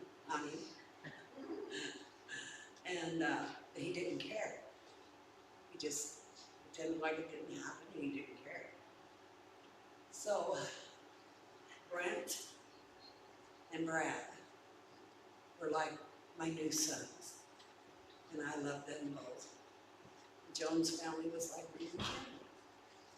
And Brad married my daughter. And it was a very good relationship until, you know, they were both very young. Yeah, until it wasn't. You're right, Brad. And of course, Lorraine and I were always making plans behind their backs. My daughter did not know how to cook, and she didn't want to. So Brent has been in our life, and I've heard wonderful things about him today. The one thing, or two things, I guess I'm going to tell you about, is he called me one night, about 11 o'clock at night, and he said, hey, I just found Davey. He was on the streets. And he said, I was walking out of this restaurant, and Davey is our Hank's nephew. And I said, really? Because he'd been missing for about 3 or 4 years. And so we talked about it. We made sure that Davey went home with him. You know, this was a homeless man on the streets. And turned out it wasn't him. It was another guy, but Brent helped him find his dad, who lived way in Kentucky, and send him back to his home. Brent, after that, helped lots of homeless people. And that hasn't been said today. The other thing was that my son was in an accident. I called Brent and told him he was in Harborview Hospital. And he said, what can I do to help Mom? I said, oh, I just want to know if you would call Brad, tell Brad, and you guys go see him every once in a while. Well, they did. I mean, but it wasn't once in a while for Brad. It was for Brad because he worked. Brad worked. And Brad was there every day. We texted a lot back and forth. And his last text to us, to my husband and I, was, we are family. And he sort of hung the two. And that is what Brent, Maureen, Karen, Sandra, Lynette, and I think I missed Larry, and I missed one other person, Debbie. And was to us. And Brent to them. Brent loved his family. And he took very good care of Brad, or tried, when Brad would let him, because it was his little brother. And his little brother did things wrong, but he always stood up for it. So I got that in. Brent will be missed. We loved him so much. And Brent accepted Christ as his personal Savior. And I know that he would want me to share that with you. Because Brent is, he might be in your aura, or spirits, or whatever, but he's also in heaven with Jesus.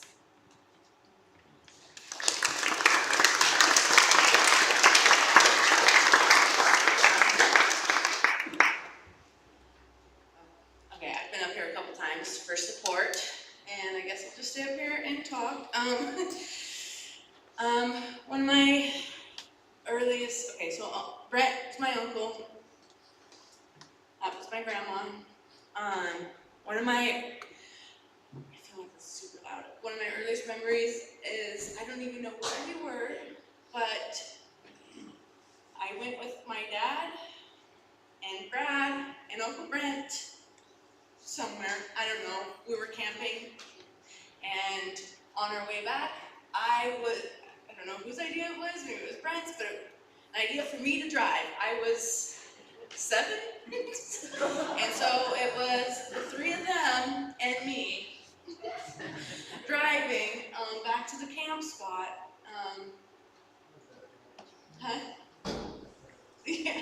Yeah, I guess I probably was the best driver at that point. But,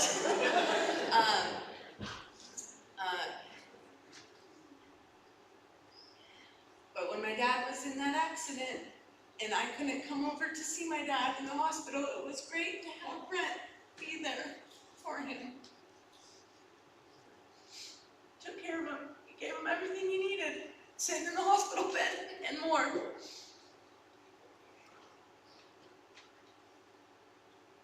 Yep.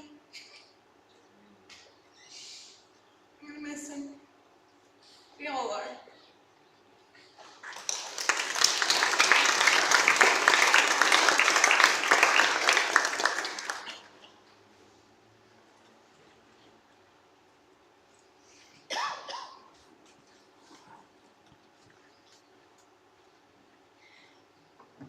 There's a lot of love in this room for our dear Brent. My goodness. Thank you everyone for sharing. Is there anyone else who'd like to jump up? Although we will have time for sharing over dining too. So Brent often said he was from the future. He had a tremendous vision with creation, not only with his livelihood designing beautifully landscaped gardens. When he learned of others' passions and dreams, he'd focus on supporting them, which is what we've heard with all these wonderful stories. He was next level thoughtful, always looking for ways to make a difference, with a heart of gratitude and generosity. One of his passions was connecting healers. He would gift healing sessions to healers and also focused on creating space for healing events, which really we can carry on with each other in honor of him, right? So consider how you can still make memories with the essence of Brent, his spirit living through you, engaging in your best life. And that's what he wanted for others. His analogy, maybe some of you have heard this, creating your life to be a work of art inside of a picture frame, like it's a television set where you're the actor, director, and you can always change the channel. Although Brent is no longer physically here, he definitely will be inspiring us from the other side, truly encompassing being from the future, which is what he wanted, which is what he said he was. When our time comes, which again could be any time and we cherish every day, he will have a red carpet lined with beautiful flowers and crystals, solfeggio Hertz frequency music playing, and the biggest hug ready to greet us all.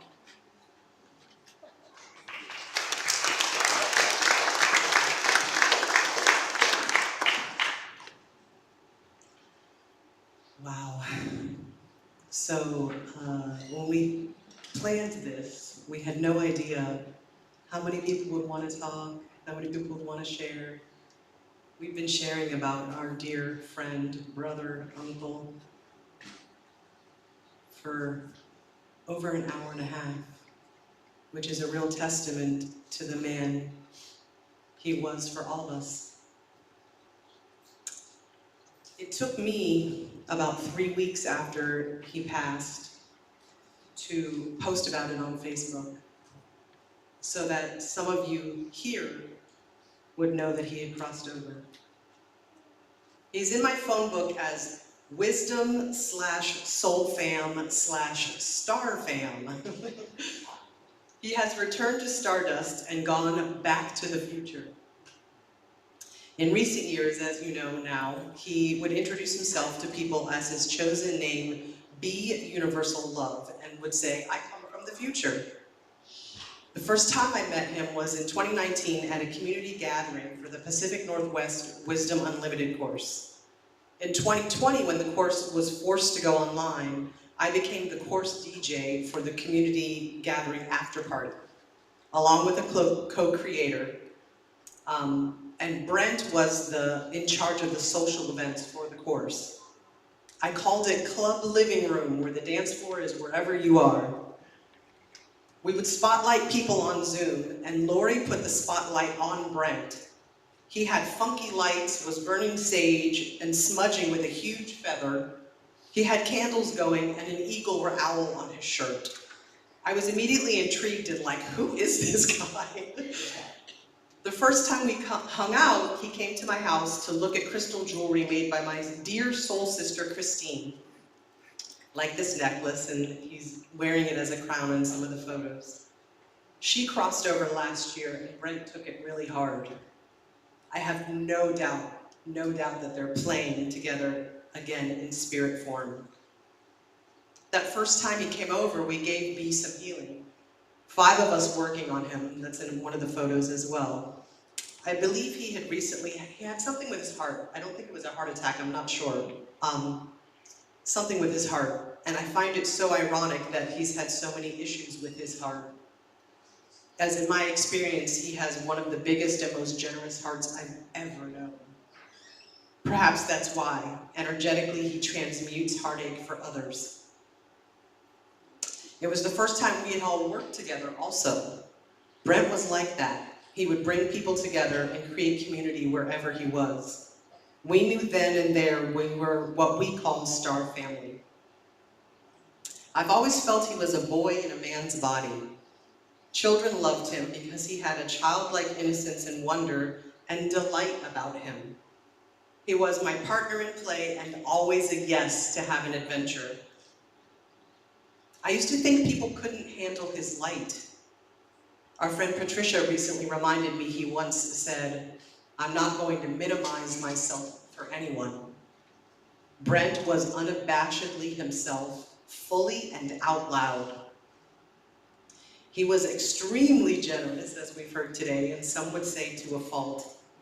It was not uncommon for him to meet someone and gift them crystals or jewelry or take them shopping. He would literally give you the shirt off his back. And he loves, loves, loves his mama. He built her a house next to his. Who does that? And whenever I invited him to anything, it was always a bonus if he could bring Lorraine or something that she might enjoy. The last time we hung out, Brent and Lorraine came to our pop-up dance party at Green Lake, and there's photos of that in the montage as well. I think that's part of why he hung on so long. He wanted to make sure his mama would be okay. We both loved to play with the light, and would share photos of reflection, of candlelight, and refraction from the sun. I started a trend of making the OK sign with my fingers and having the sun come through the O part. We both have many photos like that, and there's some of that in the montage as well. And tons of photos capturing the light in our Andara crystals. B also loved to play with shadow, and his phone is full of those pics also. I found this quote which feels perfect for Brent. Perhaps they're not stars, but rather openings in heaven where the love of our lost ones pours through and shines down upon us to let us know they're happy. I have tea lights for you in the back to take home with you. And when you light them, you can gaze upon the flame and see Brent in the light. He's there. And I got a message, I believe, from him, that if you don't have a cool candle holder to put it in, get yourself one. Go to the thrift store or even online, ask Brent to help you pick it out. I heard that that is one way you can connect with him, is through the light. Whatever you want to say about B Universal Love / Brent Jones, if you needed him, he always showed up, always. Always a champion for your dreams and who you are as a possibility. His chosen name says it all. We've all gained another guardian angel. The last 2 times I saw Brent was on his birthday in the hospital. He used to say, I was born on 6'9", I'm 6'9", and I weighed 6 pounds, 9 ounces. It was then that I knew he wasn't leaving the hospital, and his journey in Earth School would end there. I messaged Tia and said, it's soon. And Tia wanted to do a sound bath and some light drumming. Patricia joined us, and the 3 of us, led by Tia, had the privilege of walking him home. His brother Brad was in the room, and I said, you can stay or leave, your choice.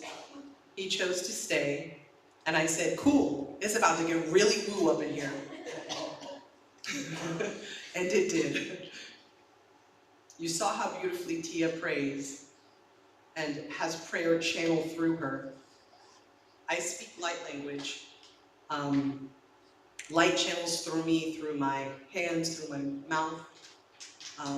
It's like sign language, but light. And I started channeling, and a new language came through that I hadn't spoken before. Though it did come through some the day before on his birthday as well. I said afterwards that I believe it was an aspect of Brent's soul speaking through me for him. So him was speaking through me for him. I've come to own years ago that for some people, I'm the vessel through which the messages get delivered. I'm so deeply honored to be of service in this way. The three of us, Tia, Patricia, and I, danced with Brent in energy and frequency and love. Telling him we would miss him terribly, but we would be okay. Telling him it was okay to go if he was ready. Thanking him for who he was in our life. Thanking him for his life. Thanking him for his life. It was undoubtedly a pinnacle moment in this lifetime for me, and one that we will always, always remember. Tia, will you join me, please?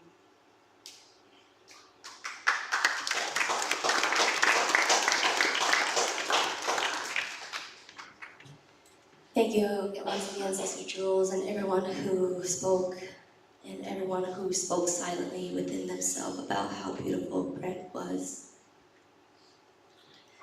Brent was like an older brother to me. I am the eldest of two half-siblings, and I just recently met my dad 2 years ago, and I have 4 half-siblings in Vietnam.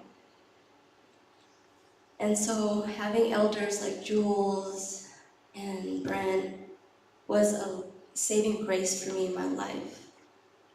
And it is what community needs, are wise elders, compassionate elders, and especially men, loving, honorable men like Brent.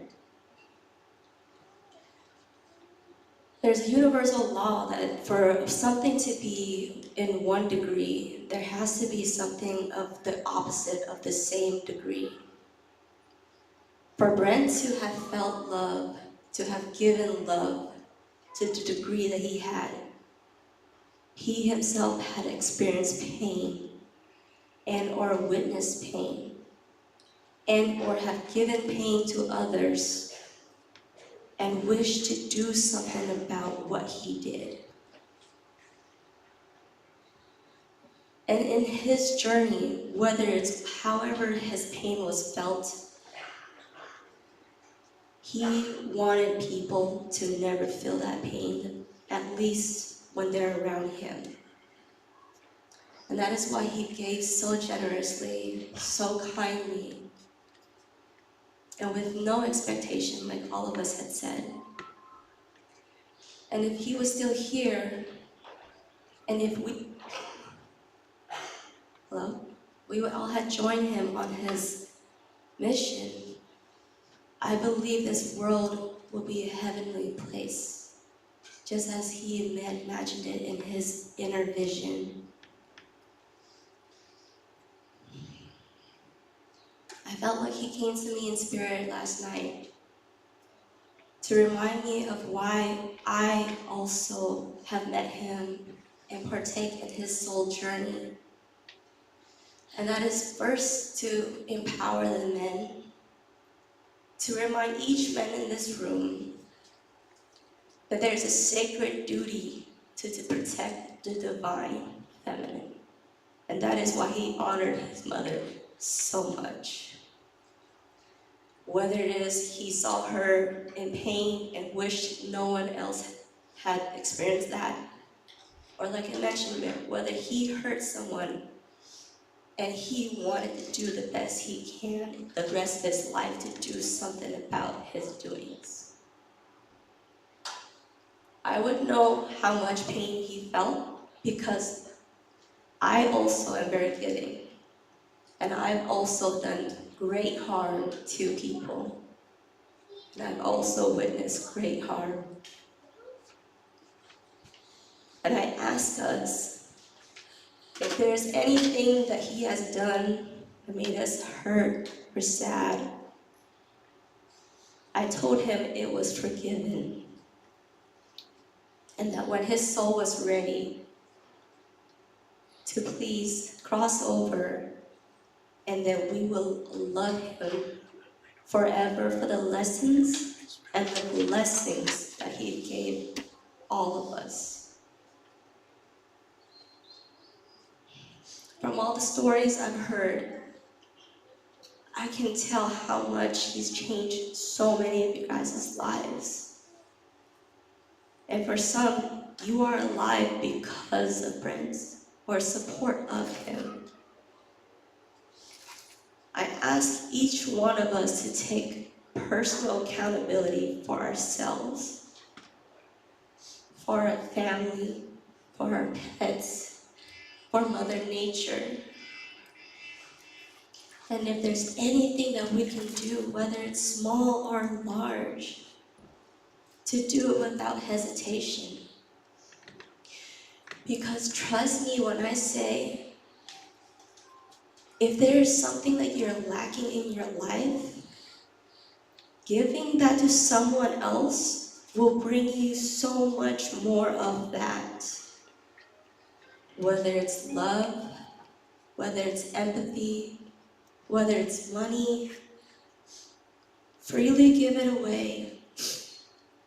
And just know that universal love, aka our brother Brent, will find a way to give it back to you somehow in spirit form. Or he'll find a way through other people to help you. And as he transitioned to become our wise ancestor and our wise guide and guardian, I hope that we take away what he was and continue his legacy, to continue to speak upon about him,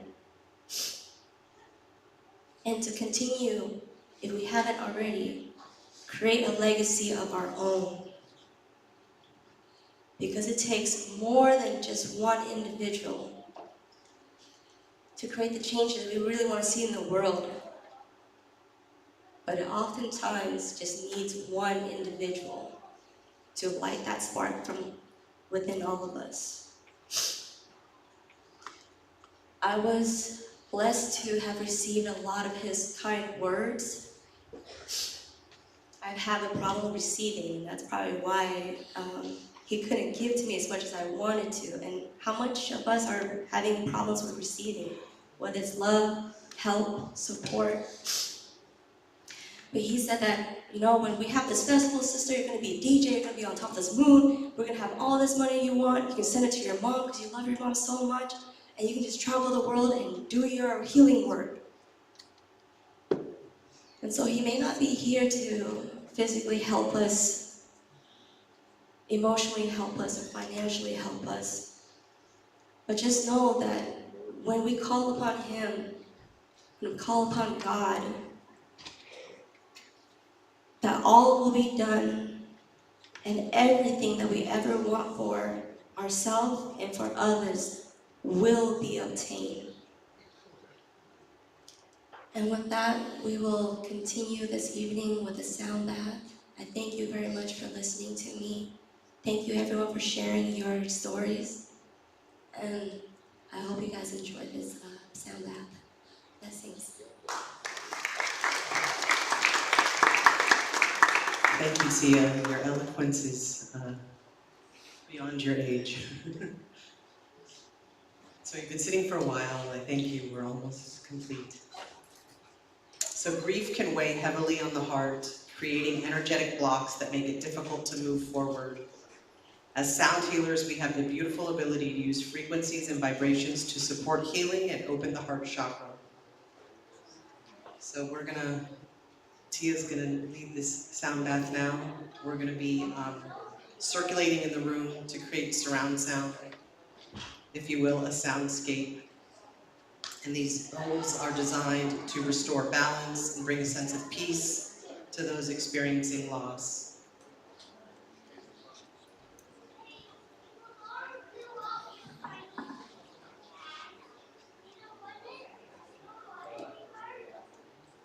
My sense is this is an absolutely perfect and beautiful way for us to proceed out to the dining room while we do the sound bowl healing. So feel free to enjoy the music and let it encompass you. If you'd like to stay and soak it in, wonderful. If you feel called to go ahead and start heading over to the dining room where the party and celebration ensues, by all means do that as well.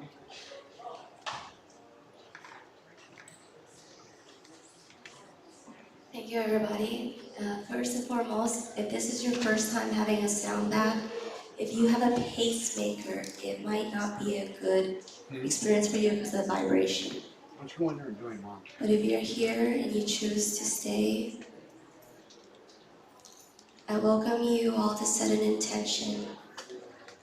One of the intention is to be more loving, more kind, more gentle, or to find a way to create your legacy and leave one behind just like Brent has. May we plant that intention into our heart right now. And taking a deep breath and understand that this moment in time is a gift for yourself.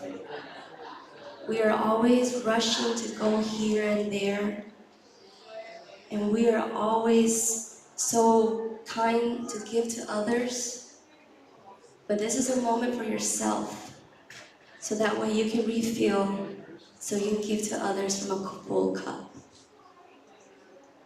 And with that, take a deep breath in, centering yourself, having that intention in your heart, and allowing yourself to surrender. If there's any moment that feels challenging, to breathe into that area and allow the frequencies to move through you. Take a deep breath in.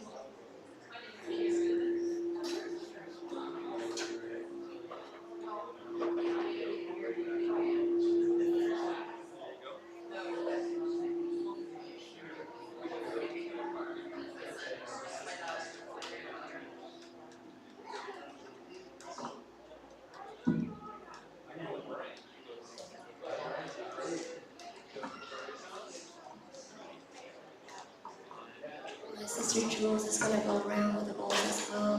So it's Jen and her friends.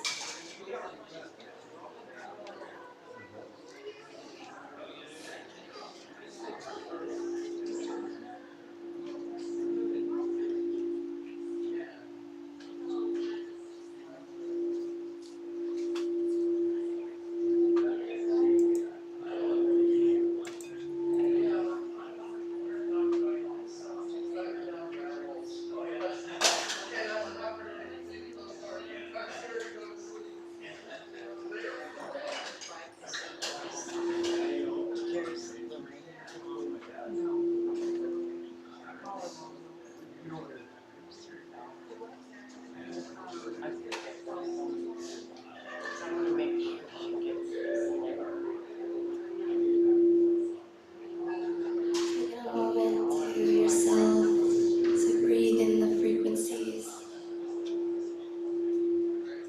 releasing anything that's no longer serving you, and opening your heart for more love, more joy, and more abundance.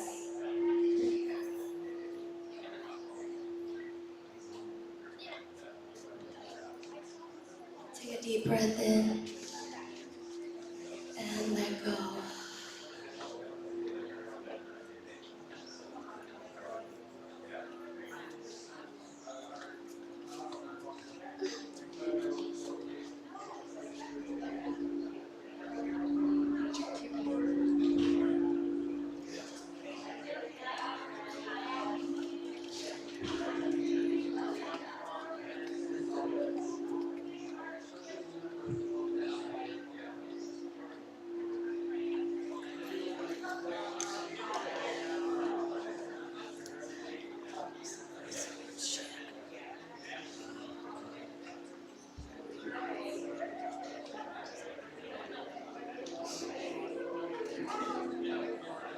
Breathing in love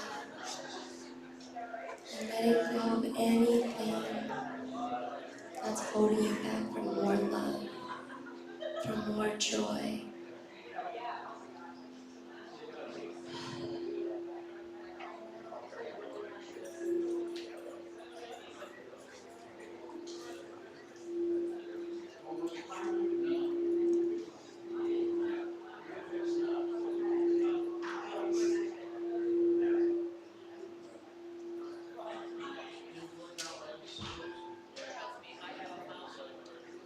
As we're closing down the sounds, coming back to this body, the space, feeling Brent's loving embrace. Take a deep breath in and let go.